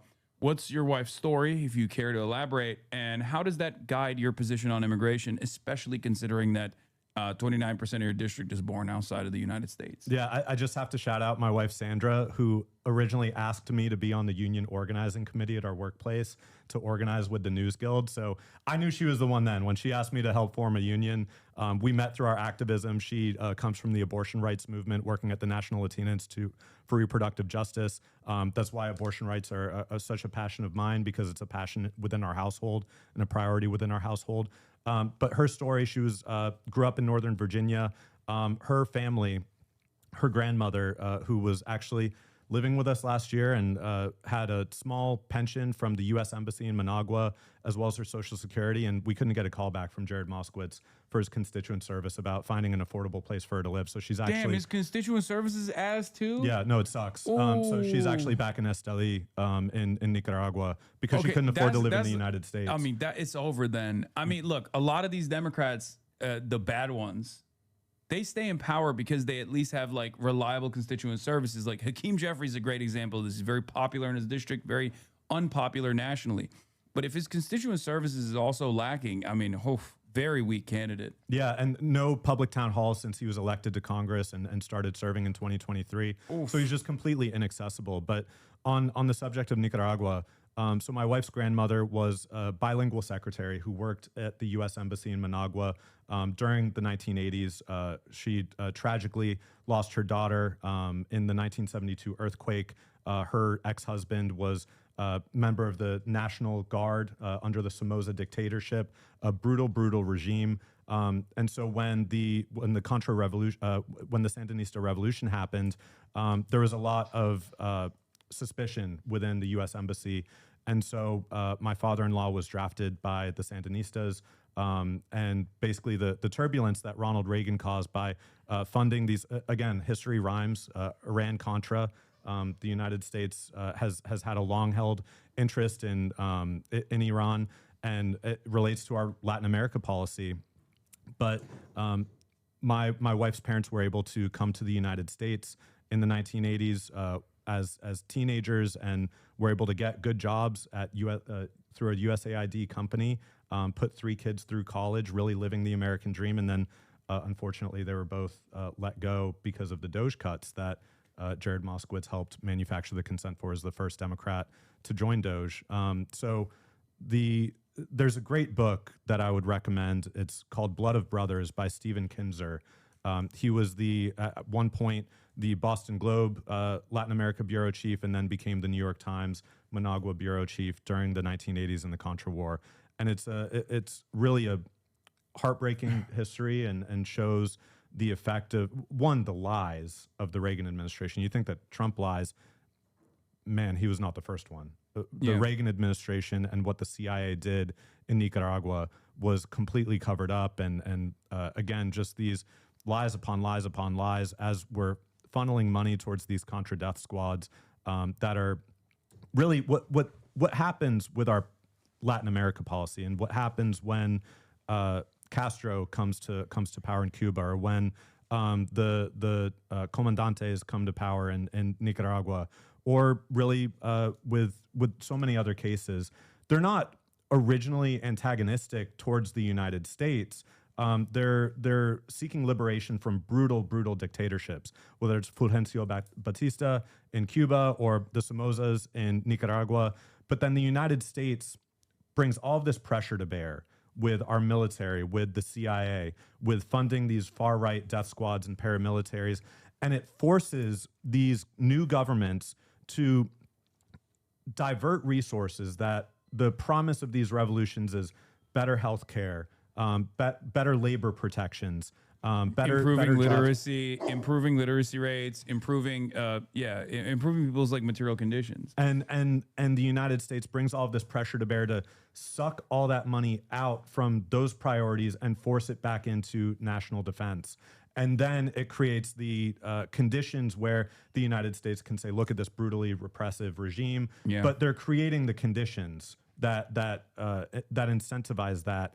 And we see it over and over again in so many cases. But that was really the situation with my wife's family and coming over to the United States. And it's Nicaragua is still suffering from U.S. foreign policy, and really it's not the exception to U.S. Foreign policy. It is the rule that we sanction 1/3 of the global economy, 1/3 of the countries in the world. So we don't have this even-handed approach where it's the market and it's all the market. Capitalism is a rigged game, and it is rigged in favor of the capitalists and the people who control the wealth and control the resources. And that's why we see, again, with Venezuela, it's a resource grab.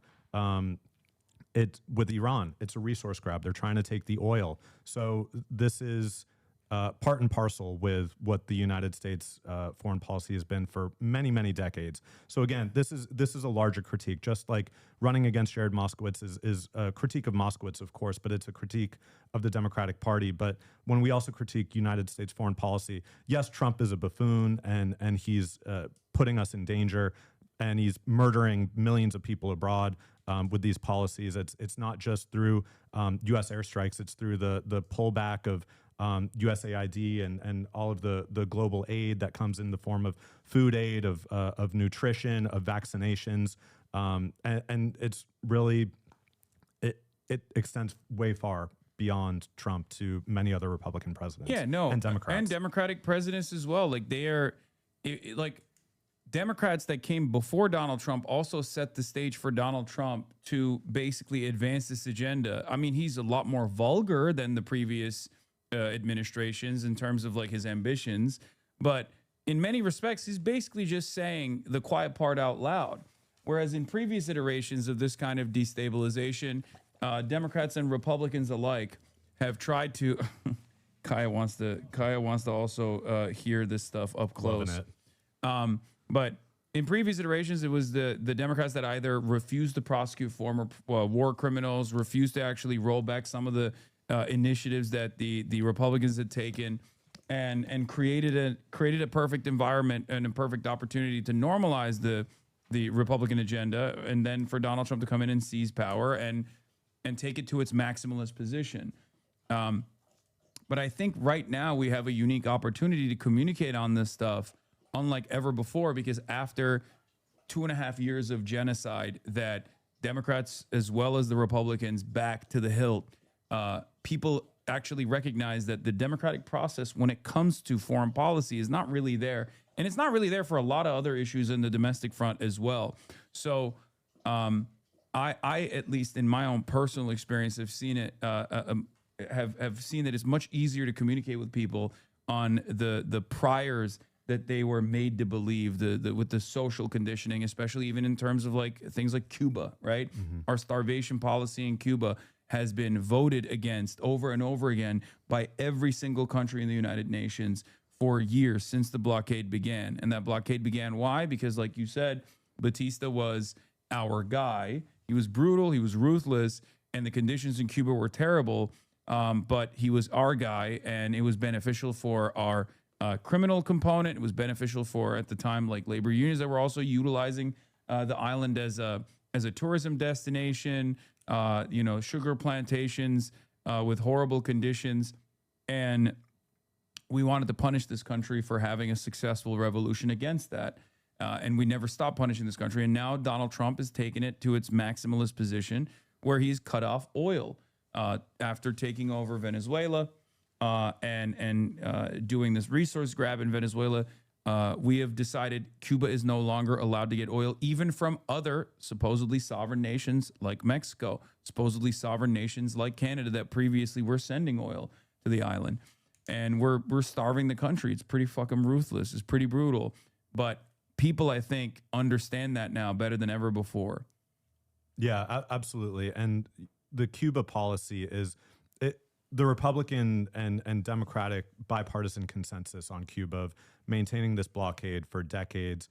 It has failed on its own merits. And so what we're seeing now is an escalation because it has failed on its own merits, despite the United States trying to isolate Cuba from the global economy and using that as the notion that socialism is failing because our largest natural trading Cuba's largest natural trading partner refuses to trade with them. And I thought it was interesting that when Mexico decided to send oil to Cuba, that we saw that large blow up with the cartels. Again, when United States weapons manufacturers and the illegal arms trade is largely what is funding the cartels, but there's this reflexive nature that the United States, anytime that there is attempts by other countries to help the Cuban people, the United States goes against that. And ultimately, this policy is just about immiserating generations of Cubans and separating them from their families. One of the ways that the Cuban government is able to generate revenue for itself in spite of these crippling sanctions and the blockade that's unjustifiable is medical missions, right? Cuba will send doctors everywhere around the world, including the United States of America in the aftermath of Katrina. And now Marco Rubio, when he came into power as the Secretary of State, one of the first initiatives that he advanced was to make those medical missions illegal. And for the last year, I interviewed a doctor that had participated in this medical mission from Cuba, who had actually lived in Chicago for a little bit as well. And then when Marco Rubio first said that this initiative was going to be rendered illegal, for a year, they went silent on it. They didn't really fully focus on it. But immediately, as soon as Cuba became the main point of contention for the administration before the Iran initiative, they decided to make it illegal. Like they forced the hand of many countries. Ecuador was one of the first, and then they also told the Cuban embassy to withdraw from Ecuador. Again, unprecedented. And now in Jamaica as well, and in Guatemala as well, these countries were forced to no longer have medical missions from Cuba with Cuban doctors. It's like the harm that we're contributing to is not just to Cuba, but it's also to all these other countries as well, where they rely on these doctors. They rely on these medical missions to help some of the less fortunate people in places like Honduras, in places like Jamaica. Yeah, and in the Caribbean, a lot of these nations send medical students to Cuba to be educated, and the United States again disincentivizes that and uses the stick. It's never the carrot; it's always the stick to prevent these other countries from developing by utilizing the generosity of the Cuban government. And I think highlighting the Hurricane Katrina example is a really apt one, because it shows that there's an ethos of solidarity that exists with the Cuban government with oppressed people all around the world. It's why Fidel Castro sent the Cuban military to Angola to fight against the apartheid regime in South Africa during the war, and that largely led to the dismantling of apartheid in South Africa. So, the United States labeled Mandela as a terrorist even into the 2000s because 2008. because of this affiliation with the Cuban regime. But what Mandela recognized was that Cuba stood in solidarity with the mother country, the mother continent of Africa, which is the origin point of so many Cuban people. So it is the United States, again, bringing this pressure to bear. It is picking and choosing winners and losers, not on the merits of what these countries or these economies have to offer. It is in the political interest of protecting American capitalism and global hegemony of the United States. And it's why we see the United States time and time again as one of the sole votes against ending the Cuban blockade, one of the sole votes against a ceasefire in Gaza. And I think, American exceptionalism is used to as this kind of rah-rah, rally around the flag, jingoistic kind of appeal to American patriotism. But what that obscures is how far of an outlier we are with the global order when it comes to not supporting genocide or not supporting a genocidal blockade over Cuba, which we're now seeing with the blockade that's occurring, the rationing of oil for education, for medical provision, that hospitals are struggling to even sustain care over cancer patients. And it's, again, if the United States really cared about global well-being and humanity, then we wouldn't be bringing this kind of pressure to bear. But it's the same reason that how is a child in Gaza supposed to have had an education for the last 2.5 years? There are these knock-on effects of U.S. policy that just engenders this kind of oppositional nature to the U.S. and the rest of the world. And because we have this hegemony, because we have the largest military in the world, we can bring that pressure to bear. But I think what we're seeing now with the dismantling of so many of our alliances, whether it's Trump threatening Greenland and threatening the NATO alliance, or now with our supposed allies in the Middle East looking at us askance because of what we're doing in Iran, we're really continuing to isolate ourselves even further. And because there's now a countervailing force in China that is a large economic power, that is a growing economy, that has a growing middle class, we're seeing Canada gravitate more towards China because the United States is becoming so unequal, becoming so dictatorial, that we're no longer the reliable economic partner, where our actions can lead to global oil prices spiking for the entire world. And China is the one that's like trying to maintain stability by going to Iran and Saudi Arabia and trying to get them to cease fighting against one another in the same time frame. So, I mean, I obviously don't have any issues with China whatsoever, and I believe that we need to chart a new path forward with the way we deal with all powers in the world. What is your opinion on how to do diplomacy with China?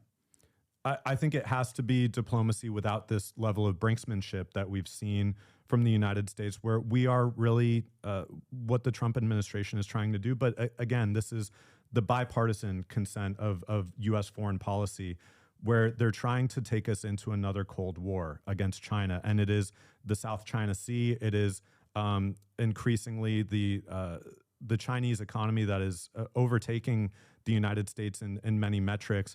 We cannot have this level of brinksmanship where we're continuing to send weapons to Taiwan and overcommitting ourselves to another war with another global superpower. It is an insane approach to take, especially when China is our largest trading partner. 30% of our trade is with China. It's ridiculous. It is an economic catastrophe waiting to happen if we're going to get into a conflict with China. So we need to have a multilateral diplomatic approach with these other countries that is fostering global cooperation.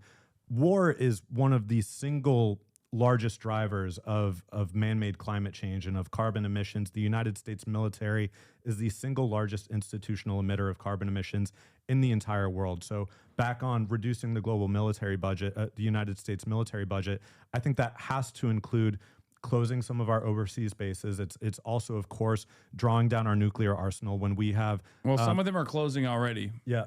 Without our without us wanting to close them. So yeah, but I think drawing down our nuclear arsenal, not renewing and continuing to invest hundreds of billions of dollars in nuclear armaments that could never be used, because if they were used, it would be the end of human civilization. So we need to look at how we can cooperate with China and with other large economies on climate change, on electrifying our economy with clean energy. Because the Paris Climate Agreement, we're rapidly approaching what the benchmark for that was, and we are so far behind. And I think a few years ago, you would hear, especially on the right in America, well, China is burning all of this coal. We're not going to, what use is it even trying if China is burning all of this coal? But now we're seeing China outpace the United States when it comes to clean energy manufacturing of electric vehicles that are produced at a lot cheaper and more at scale. So it is a foolish endeavor to say that we need to continue this level of brinksmanship with an economic partner that we need to be cooperating with and finding ways that we can both invest in not just making the United States economy 100% renewable, but how we can help the global South with partners like China to really extend these benefits to the rest of the world that bears less responsibility than we do for the climate crisis. Florida is the Sunshine State, and yet what kind of initiatives have been made to electrify the grid? This could be an opportunity to also work in tandem with the Chinese state, or at least the Chinese industry as well, especially in the aftermath of the energy crisis that we created, ironically enough, over the last 9 days of pummeling Iran, and then the Iranian government closing the Strait of Hormuz, which is now accelerating this energy crisis. What is your opinion on electrifying our energy grid and focusing on renewable energy instead? I think we need public ownership of utilities, these investor-owned utilities. In Florida, it's Florida Power and Light, owned by NextEra Energy. Ron DeSantis is ombudsperson that looks at the rates that Floridians are paying, actually recommended that FPL cut their rates by hundreds of millions of dollars, but because they fund both political parties, including Jared Moskowitz, they got a $7 billion rate hike with no questions asked. So they're raising our rates, they're making energy more expensive. And so when we talk about a global Green New Deal, not just within the context of the United States economy, but how we work with our global partners, this is about making energy more affordable and more accessible to all of us. And it's Florida Power and Light, it's Duke Energy, it's Southern Company, it's so many of these energy companies that buy off members of both political parties. We need to get the investor-owned utilities out of the energy market. We need public ownership of our utilities because that is how we can cut out these subsidies for the fossil fuel corporations. We need to invest at a state level in renewables. And of course, in Florida, where we see Florida politicians will say no drilling off the coast of Florida, but if you do it off the coast of Louisiana or Georgia, have at it. That's a recipe for disaster.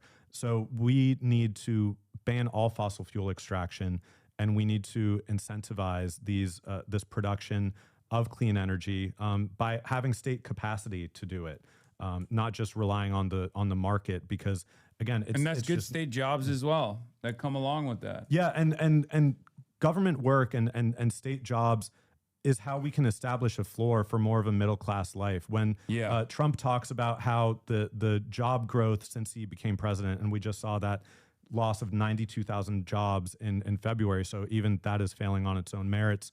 But he said that there's been zero growth in the public sector. But public sector jobs is how you can establish strong labor unions, strong worker protections, higher wages and benefits, and establish that floor that the private market has to compete with, because if they don't have a competitive balance in their wages and benefits, then people will just say, well, why not just work for the state and I can have a solid middle class life. So I think we need to raise the standard of living by investing in public sector jobs, and that strengthens labor unions, it strengthens worker protections. We're running a campaign that is unions for all, because labor and our labor power, especially in this current context where in Florida, of course, Republicans have supermajorities in the House and Senate and the governor, and then in Washington, D.C., Republicans control both the House, the Senate, the presidency, and the Supreme Court. Labor and unions are one of the only existing levers of power to extract real material concessions and real economic gains.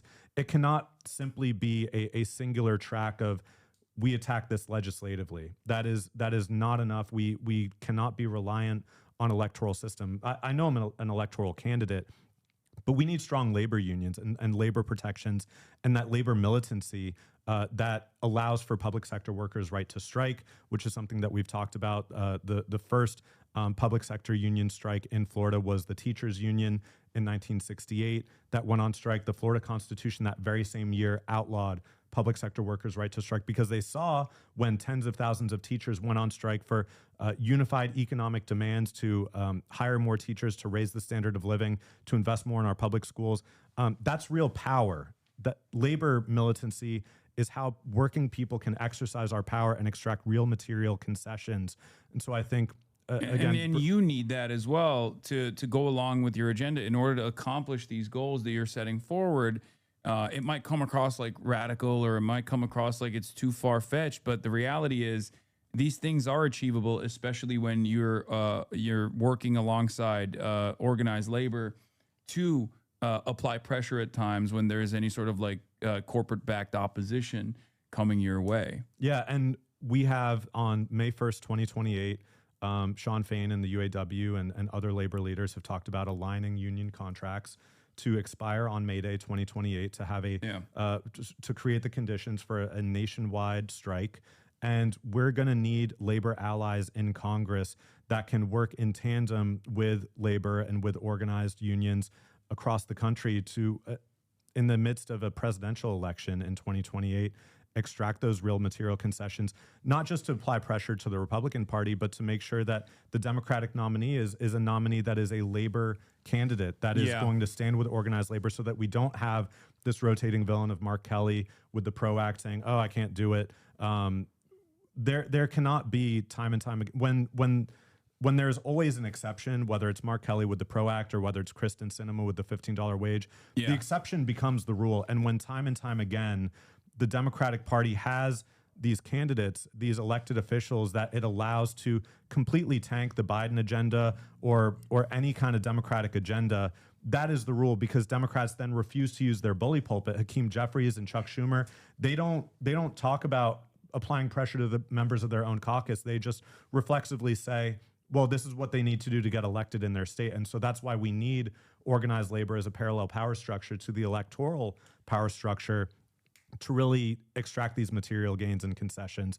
And to bring it back to energy, labor is also how we're going to be able to push for these incentivization of public ownership of the energy industry, because we need a clean power plan. We need to we need a New Deal FDR style investment in state capacity to produce energy that is publicly owned, that is affordable for people, because energy is necessary for human life. It is necessary for our economic growth. And we're seeing now with the effects on the market with the closure of the Strait of Hormuz that we cannot survive as an economy without self-sustaining energy resources. And so fossil fuels are a finite resource. It is insane to think that we can continue to rely simply on fossil fuel extraction for our economic growth. We need to incentivize other forms of energy to bring us back. We're in the midst of a Holocene extinction, the sixth extinction in the history of the world, and it is the first that is driven entirely by man-made climate change. And I think that is the framing and the context. We're in the midst of a global mass extinction event. And if we do not change, then humanity may be able to adapt with technology and survive, but our quality of life is going to continue to diminish more and more greatly. And it has to stop somewhere. And that's the line that our campaign is drawing. Also, guys, if you're wondering how you can help out with Oliver's campaign, but you're like, oh, I'm not in the district. One, you can engage in phone banking. Two, you can also go and donate to his campaign as well, especially considering that all the candidates that I bring, with the exception of like Tom Steyer, who's a fucking billionaire, but the candidates that I speak to are not taking corporate PAC money. And on top of that, given their positions on a lot of issues, like Israel, for example, they have a tremendous amount of money that will be spent to make sure that they don't win. AIPAC being one of the major targets here, which is precisely the reason why candidates like Oliver need your donations more than anybody else. Okay, there won't be like a savior PAC out there that's going to come out to help them. Then also on top of that, you can go and door knock and engage in ground operations as well, right? Like you need people to volunteer for the campaign too, right? Yeah, we're going to plan to knock on 80,000 doors in the district between now and our election, which is on August 18th. We just crossed that 5,000 threshold. We've been knocking on doors since November. We're scaling it up rapidly. So your donations help us hire a full-time field director. This is a DSA-run project. My campaign manager is co-chair of our Broward DSA chapter. He was formerly the labor working group chair. Our field director is Felipe, is a DSA member in Broward. Our video team, Janae and Gabriel, are DSA members of our Broward chapter. And so much of our capacity comes from running as a committed Democratic Socialist in South Florida, but it does take resources. We just saw Nita alum come within about 1,200 votes, less than 1%. And that is with a campaign that launched maybe 3 months before Election Day. We launched 13 months before our election because we knew that it would take time, especially as a first-time candidate, for me to establish that ground game, for me to have the level of conversations that we needed to have. But we need to hire a field director. We need to open a campaign field office. And these are costs that are thousands and thousands of dollars a month. I'm not sure where we're at now, but we had our best fundraising day when we went on stream with Mike on Thursday. I'm hopeful that when I get off, I left my phone and everything outside, so I'm going to find out once we're done here. He's cooking us still. I think he raised, what, 23,000 that day when he was on? About 550 people chipped in, so I know that with the number of people watching now, we can, we can change the nature and the character of this election. Open your fucking wallets, chat. What the hell?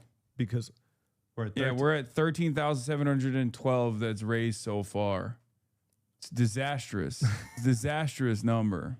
Thank you to everyone who's donated. To everyone else who hasn't donated, we need you to chip in because this is, and I'm telling you, with this poll that's coming out tomorrow, What's the max that you can donate? $3,500.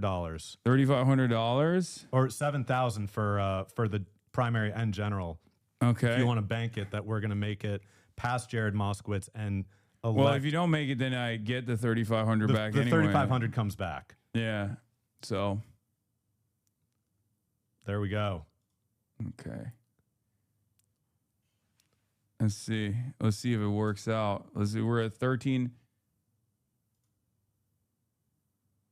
Okay. All right. There it is.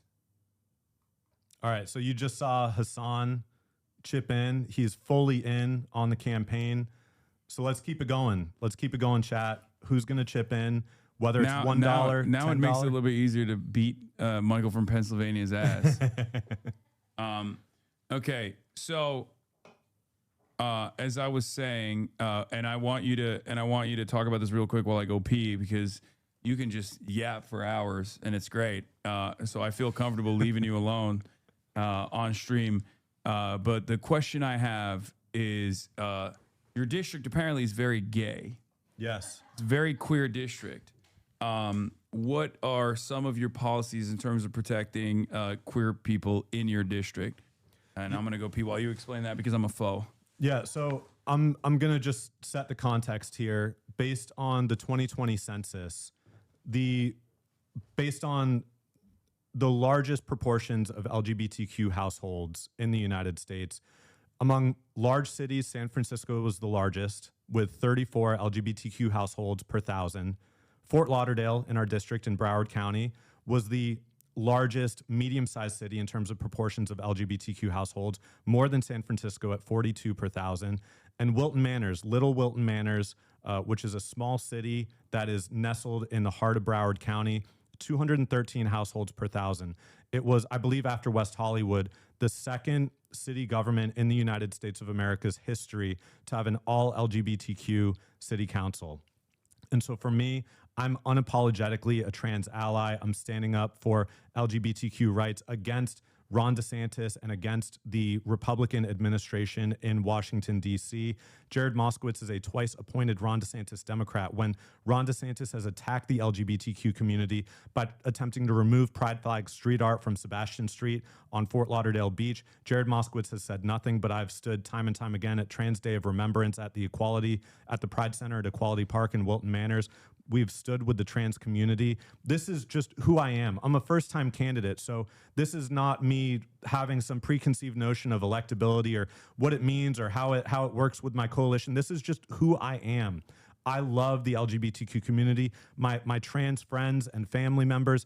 This is what we need. This is what our district needs to stand up for trans liberation and to really not only just pass the Equality Act, but to be able to throw a punch back when Republicans use the trans community as a punching bag, and Democrats are so willing to saw off this part of the coalition. When we had Sarah McBride, the first trans member of Congress that wasn't even able to have a speaking slot at the 2024 DNC, the Democratic Party feels like it is ashamed for having some parts of its coalition, whether it is the Palestinian community, whether it is the trans community. I'm proud to have this as part of our campaign coalition, and communities like Wilton Manors and like Fort Lauderdale deserve, in the highest representation LGBTQ congressional district in the country, we need an outspoken champion, a trans ally. Jared Moskowitz has thrown the trans community under the bus time and again with the last two National Defense Authorization Acts that have these poison pills to attack trans rights. Trans rights are civil rights. Trans rights are human rights. And when trans rights are under attack, all of our rights are under attack. And we need someone who's going to stand up and be able to throw a punch back at the Republican Party, because at the end of the day, when Republicans try to fearmonger and try to take these small exceptions, what is really a minutia of the American populace at large, but use it to fearmonger, they're really distracting from their efforts to cut billionaire taxes. We're on track to have 5 trillionaires within the next decade, according to Oxfam International's report at the beginning of 2025. And so when we see attacks on the trans community, it is, one, an attack on all of our civil rights, but also it is a red herring so that Republicans can stoke the culture war and fight the identity politics fight so that they can continue to completely rig the economy and fuck working people over.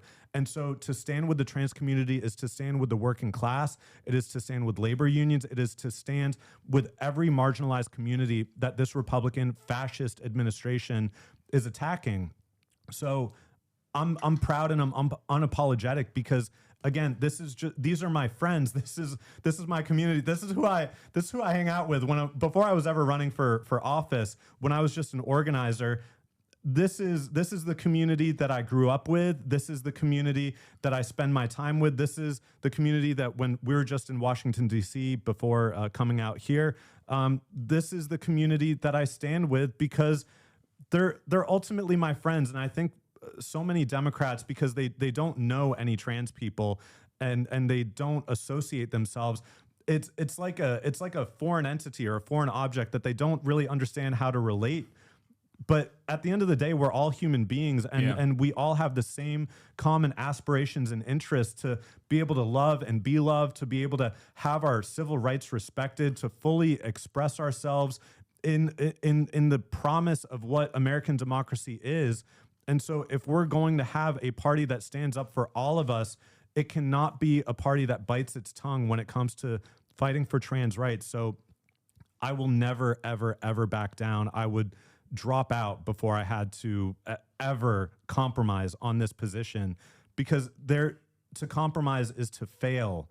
To compromise is to give up and to say that civil rights are only for some of us. And that's just not what I'm in this for. Okay, Win, lose, or draw. But have you considered that when Donald Trump banned 59 trans athletes from participating in NCAA competitions, rent went down by half? and so did the grocery prices. Like, it just, affordability was no longer even a concern for every American because he did that. Yeah, I mean, as a shameless plug here, as a former college football player, I was a defensive end for the Sewanee Tigers. Someone can check the stats. I did have some stats when I was in college. This is not something that I ever thought about of the sexual orientation or gender identity of the people I played with. Or I went to a small school, so much of the student body were student athletes. And there's a shared affinity and a solidarity because it's demanding when you're spending 30 to 40 hours a week. There's a great Deadspin article written that profiled me when I was a senior called "The Future of College Football is the University of the South." This is right. It's they're not bringing down the cost of rent when they attack the trans community. Yeah. It is a complete culture war. And people like Riley Gaines that use their own experience as a college athlete to attack trans rights and to try to prop themselves up and make themselves into a cause celeb of the far right. It's disgusting. It's completely disgusting and shameful. And we need to actually address the cost of living and bring down the cost of rent. And it is not happening by attacking the trans community or the immigrant community or the Muslim or Palestinian community. These are all red herrings. The divisiveness of racism, of misogyny, of xenophobia, of Islamophobia, they're all red herrings to distract you from the class war that is happening, because it is out and out class warfare that we're seeing right now with the highest levels of income and wealth inequality in American history, even worse than the 1920s. So getting back to specific policies around foreign policy, around military intervention, how do you believe the genocide in Gaza and U.S. military intervention around the world ties back to domestic policies here at home? Oh, wow, that's a great question. I mean, when we see ICE that is murdering Renee Good and Alex Preddy and Keith Porter, these are tactics. And also, it's not just the fact that they are now murdering with impunity people in the United States, but it is then the propaganda machine that gets spun up after the fact that these are domestic terrorists. If you and certainly what is happening right now in the West Bank under cover of this war that the United States and Israel have started with Iran, it is turbocharging the settler violence that is going on in the West Bank. Yeah. So when ICE is trained by the IDF, when U.S. police departments are trained by the IDF, they're bringing these tactics back to be used on the American people, what we're willing to tolerate in Palestine is a test for what we're willing to tolerate in the United States of America. When we saw Pam Bondi a few months ago as these ongoing illegal military strikes, just mass murder of people off the coast of Venezuela and in the Caribbean and the Pacific, Pam Bondi says we're going to do to Trinidad or the gangs in the United States, we're going to treat them the way that we treat the cartels. And when they're bombing the cartels, they're manufacturing the consent for these kinds of military actions, this level of impunity and state-sanctioned murder within our own borders. And we're going down a very, very, very dangerous path. And it begins and ends and is tied in with U.S. support for the Zionist colonial apartheid regime that has racial apartheid in Palestine. When Ta-Nehisi Coates went over there and he comes back and he says, it's actually, as a Black American, very, very familiar to see based on which streets you can go down. I mean, there are sundown towns in the West Bank. There are streets that you cannot go down based on your ethnicity or based on your religion. So in Florida, we had a teenager, Muhammad Ibrahim, he was 15 years old when he was kidnapped by the IDF from his bed, from his family's home in the West Bank when he was there visiting relatives. He was kidnapped along with a few other teenage boys. He was incarcerated in Israeli detention for about 10 months. He lost, I believe, a third of his body weight. He contracted scabies. He could not see his family. He turned 16 years old in Israeli prison. While he was detained, his cousin, Seyfola Musalet, who they're both U.S. citizens, Florida residents. Seyfola, 20 years old, worked at his family's ice cream shop in Tampa, beaten to death by Israeli settlers, who then barred the ambulances from administering care to him. And when we look at what happened to Renee Good, what happened? ICE blocked emergency care from going and administering aid. They're so parallel, and it's so chilling. Because it's fascism. It's fascism in Israel, and it's fascism in America. It's a domestic military occupation, and some of the techniques and some of the propaganda is damn near identical. And I think a lot of Americans are starting to recognize that these are the exact same struggles that everyone is experiencing. So one last question I have for you is about AI. AI is actively replacing workers. It's unfortunately seen as a mechanism to displace the existing labor force and not one that actually lifts the burden of the working class. You yourself were replaced by AI at your job just a couple of years ago. How do we make sure the economic gains of automation are also felt by the masses who will be most directly impacted by the layoffs?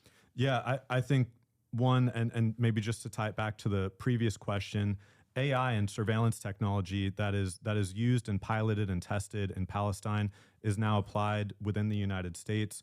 And with AI, and what we're seeing now is the kind of second stage of there was first the automation of the kiosks in restaurants and the kind of impersonalization of no longer having to interact with someone because you could just place an order and have working class jobs automated away. But now this is affecting white collar workforce. It is affecting people in information technology, coders, marketing jobs. And what it is accelerating is an economy where there are fewer and fewer people controlling more and more of capital and more wealth. And the workforce becomes expendable. And when the workforce is more expendable, it is easier to control them. It is easier to bust labor unions. It is easier to undermine labor protections because of the precarity that AI creates in the global job market. So we need to really have, I think, to bulwark against that, one, some universal economic rights and guarantees. We need, it's not just Medicare for all and universal child care and paid family and medical leave and free college. We need people to have a stake in the economy. And when we look at something like Meta and what Facebook does, where they literally profit off of, we are the product that is being sold. When our browsing habits, when our social media engagement is used to be packaged and sold off to advertisers.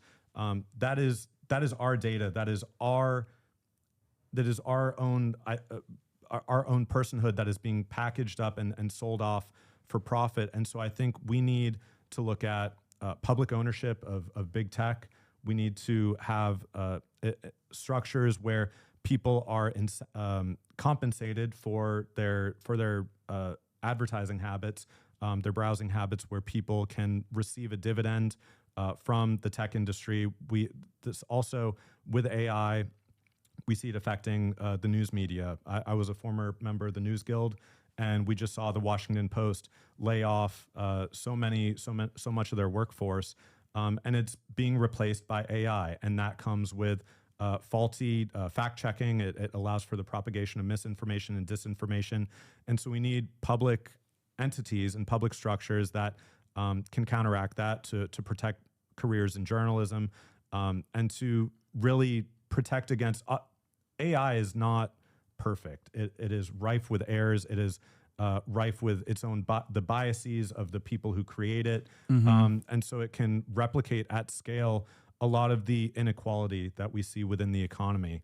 So we need to have protections against AI. We need a moratorium on data centers. We saw the absolutely disgusting usage of AI by the Cuomo campaign to have that kind of AI generated hit pieces against racial. Yeah, racial agitprop. It was insane. Yeah, I mean, Idris Elba yeah, robbing a CVS with a keffiyeh, wearing a keffiyeh, psychotic. So AI also affects creators and independent content creators. It affects, we saw the Writers Guild strike last year, or 2024, because as more and more of these mergers occur with, basically there being one big movie and television production company. That's the end objective of so many of these mergers, and they're trying to take creative jobs out of the workforce and just automate it into AI.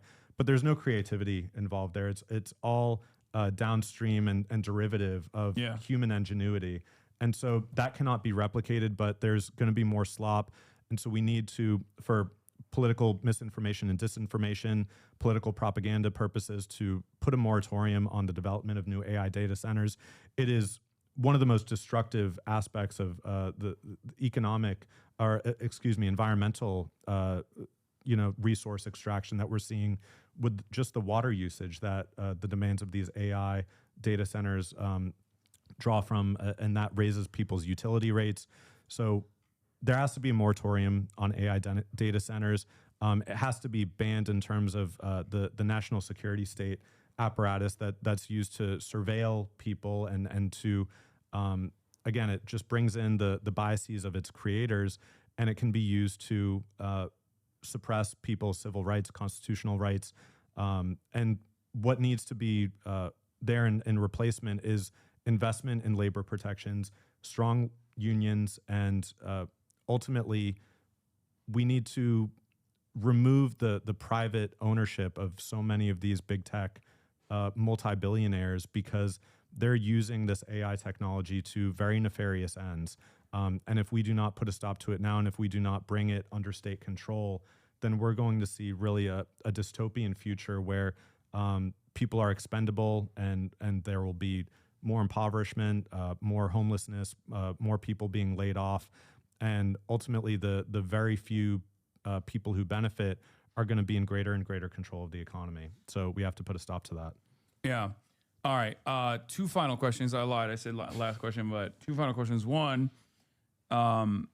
there's a candidate that's running in the gubernatorial race by the name of James Fishback, I believe. And he is America's, not first, but hopefully last Groyper candidate. He has engaged in a lot of racial animus in his campaigning, but also outside of that, one thing that he's been able to take advantage of is the information vacuum that exists on the left, especially as it comes to issues like Israel and Palestine. Now, while he is an anti-Semite, or at least like leaning into anti-Semitism, even though he was a big Barry Weiss fan not that long ago, weirdly enough, I feel as though the only reason why Republican candidates can take advantage of, or the Republican candidates can technically, quote unquote, lead on issues like Gaza, is because of the lack of momentum that's coming from the Democratic Party. How do you seek to address that messaging vacuum on the left? Yeah, I believe it has to come with, Fishback when it comes to ending state investment in Florida and supporting the state of Israel. When he talks about putting a moratorium on AI data centers, when he talks about banning private equity from home ownership in the state of Florida, these are all policies that are used to kind of wink at bring people in from the left. And it's a tactic that fascists have used time and time again. Donald Trump, when he ran in 2016, he talked about how he was a different kind of Republican, how he wasn't going to touch Social Security or Medicare. And that was the permission structure that many voters needed to hear from him in order to support him. So what Fishback is doing is filling a vacuum, as you said, within the Democratic Party, because when Democrats we just saw AI come to the rescue of Valerie Foushee in North Carolina's 4th District. It was not without more than $1 million that Anthropic invested at the very last minute to defeat Nida Alam. So Democrats, this is tied in with the corrupt nature of the campaign finance system. When I spoke a little while ago about Jared Moskowitz being funded by Lennar Homes, a corporation that also invests in the Republican Party. But as long as Democrats are tethered to a corrupt campaign finance system that is backed by corporate PACs and by special interests that they rely on to sustain their office, to sustain their campaigns, to be a bulwark against leftist challengers, then the Democratic Party is going to remain susceptible to the fascist right co-opting the language of universal economic benefits. And what Fishback is doing is taking these terms and then he's turning it in a jingoistic way, and he's saying Florida is full, and H1 Byron, that Byron Donalds, the Trump-endorsed Republican who he's running against in the Republican primary.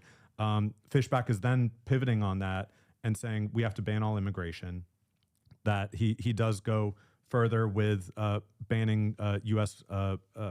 Financial aid to Israel in a very anti-Semitic way. So if Democrats are going to fight back against that, then we have to divorce ourselves from this corrupt campaign finance system.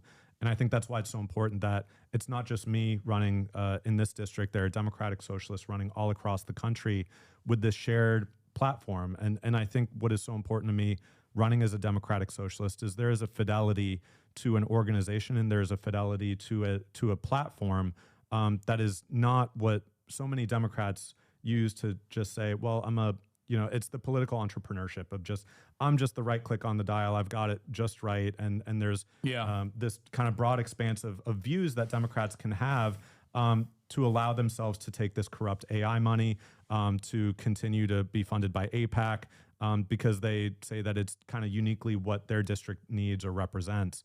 So we need to divorce ourselves from the corrupt campaign finance system if we're going to expose James Fishback, because he's not fighting for every single Floridian. And I think that is the key difference. He's fighting for what he conceives of as the kind of American, the American people, and that everyone else, if you're an immigrant, our district, 30% of people born outside the United States, they're not welcome in James Fishback's Florida, and they're not welcome in the fascist Republican Party's United States of America. And so the key difference is that when we talk about banning U.S. military aid to Israel and banning U.S. government bonds or U.S. municipalities and governments investing in Israel bonds, we're talking about universal economic benefits. And I think it's the universality of our platform and our message that is characteristically distinct from what Fishback is talking about, because he's just got his preconceived notion of what it means to be an American. Yeah. And you're either in the in group or you're in the out group. And that is a classic fascist tactic that goes back for a century. And people like James Fishback would not be taken seriously at all, or would not have any room to message around Israel if the Democrats were actually leading the pack when it comes to this issue. Like, there's never, my policy on this is like Tucker Carlson, when he was at Fox News in the 2016 era, was one of the only mainstream resources that was actively talking about labor rights and centering labor in his commentary. It was very obvious that it was cynical, but the reality of the matter is he won. He got much more he gained so much more popularity as a direct consequence of being the only person who was addressing this aspect in mainstream news. And the same thing goes. The same thing happens with politics in general.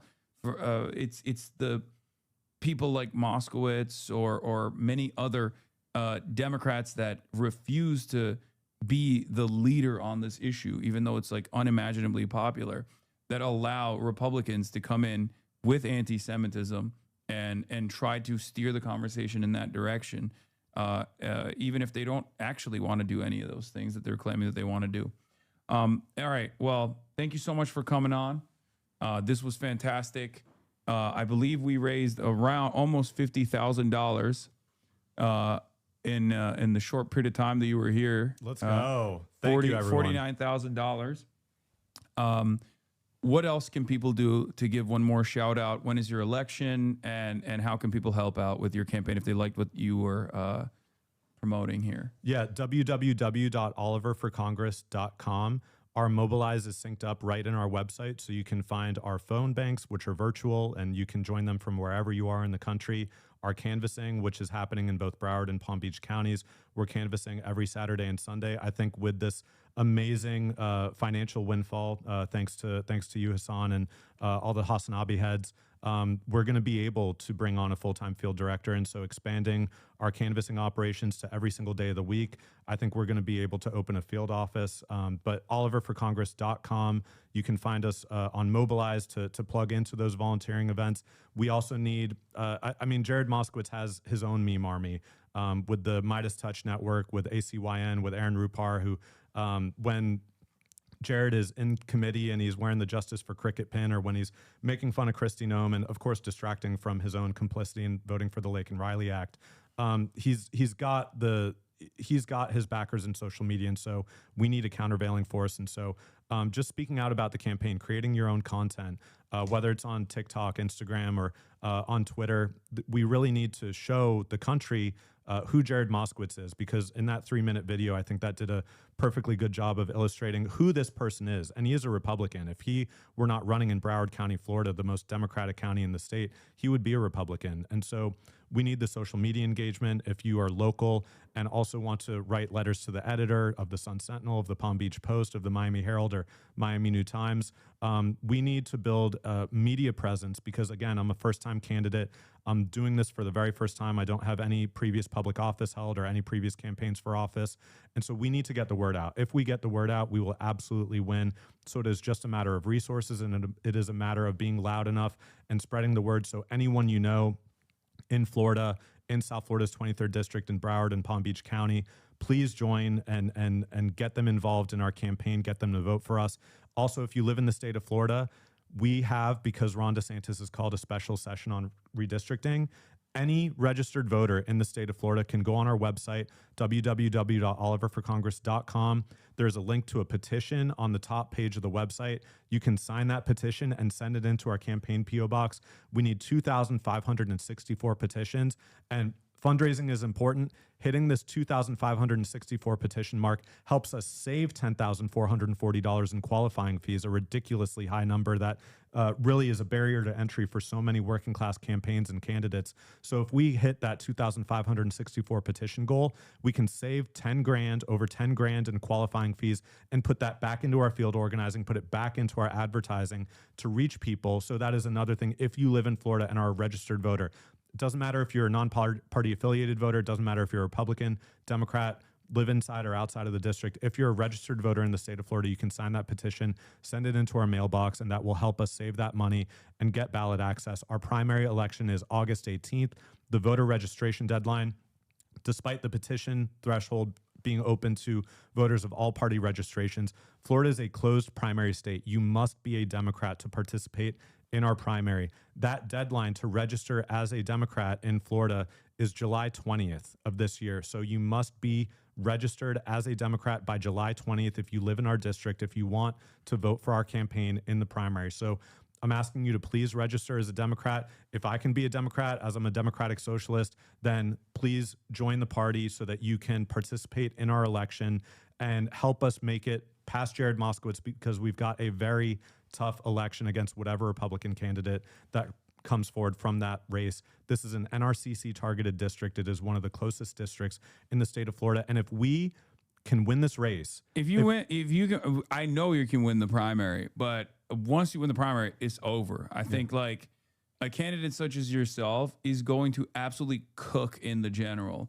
and have a far better shot at thoroughly defeating any Republican that is placed in front of you, because your message is universal, as opposed to just like leaning into the partisan backing and leaning into the Democratic brand and leaving it up to like a potential marginal victory. You're actually leading first with your policies, leading first with your worldview that is universal, that is much more appealing to a broad base of support. Yeah, and when we win this race, when we win the general election, it is going to change the nature of American politics forever, because our message has for so long, it has been cowed and couched in, this is only possible in the deep blue districts. Yeah. This is only a kind of politics that can be espoused in deep blue New York City or deep blue San Francisco or Los Angeles. When we win this race in South Florida, in the heart of anti-socialism, anti-communism, of reactionary foreign policy, it is going to change the character of American politics forever. And it is going to open up the terrain for candidates like me to run all across the country, because that is what we need. When I worked on Bernie Sanders' campaign in 2016, I worked in states like Kansas, in states like Utah, where there was record-breaking turnout. I spoke at a rally in Utah in front of 17,000 people. You would not imagine that level of popularity for the Democratic Party in parts of the country like that. But working class politics, democratic socialist politics, the universal economic message, irrespective of race, gender, ethnicity, religion, that is truly the unifying message that people of all stripes in America can get behind. And so when we win this race, I think it is only going to propel us into Congress and propel more and more working class and DSA candidates into Congress and into state and local seats as well. This is really exciting. Yeah. And I think this is the moment where we have to change. We have to change as a country. Think about how awesome it would be to own Matt Iglesias, who is one of the greatest purveyors of this idea that like Democrats need to moderate. Like all of the, in your mind, close your eyes and think about the shittiest New York Times op-ed writer and the shittiest third way Democrat, neoliberal Democrat, and how they consistently advocate for this pivot to the center, for this mythical moderate voter, because we have to win purple districts, we have to win red districts, okay? If Oliver wins, or when Oliver wins, all of that argument, those arguments fall apart. It's over, it's gone. And you know, I do believe that you have a much better shot than anybody else. Yeah, I mean, I'm 33 years old. This is what our generation, millennials and Gen Z, this is what we believe in. And that transcends party. It transcends party, and it is really the only way that we move forward as a country. So I really appreciate you sharing your platform with us and having me on, inviting me out here. This has been awesome. Love everyone in the chat, all the love that we've been seeing. I've been trying not to look too much and get distracted, but no, you've been killing it. You've been yapping. Yeah, we've reached over 52,000 in donations now. Best fundraising day of the campaign. Let me emphasize that. This has been, thanks to HasanAbi heads, the best fundraising day of the campaign. This is probably about 20 to 25% of the total fundraising that we've had for this entire race. We've already been in the top 12% of primary challengers when it comes to our fundraising. We've already been competitive. This is going to put us over the top. We have, in the last week, I think we're closing in on $100,000, which is about double what we've raised up to this point. So this has been really, really incredible, and shows the power of just people, ordinary people all across the country. We have the power to take on these entrenched corporate interests in APAC, and we're going to kick their ass on August 18th. I truly believe if we have the resources, and thanks to today, we're getting a lot closer. it won't be close. If we have the resources to reach people, I don't want to oversell my expectations, but you saw how bad Jared Moskowitz is. This is not what people want, but we've been so cowed and depressed into thinking that this is all that is possible in Florida. But a better world, a better Florida is possible. Yeah, absolutely. Thank you, Oliver. Thank you for coming on. This was wonderful. Appreciate it, Hasan. All right, and I will, when I'm in Florida, I'm going to see if we can link up, and maybe I'll link you up with some of my Florida friends as well that live out there possibly in your county, as a matter of fact. Hell yeah. All Let's right. do it. Okay, perfect.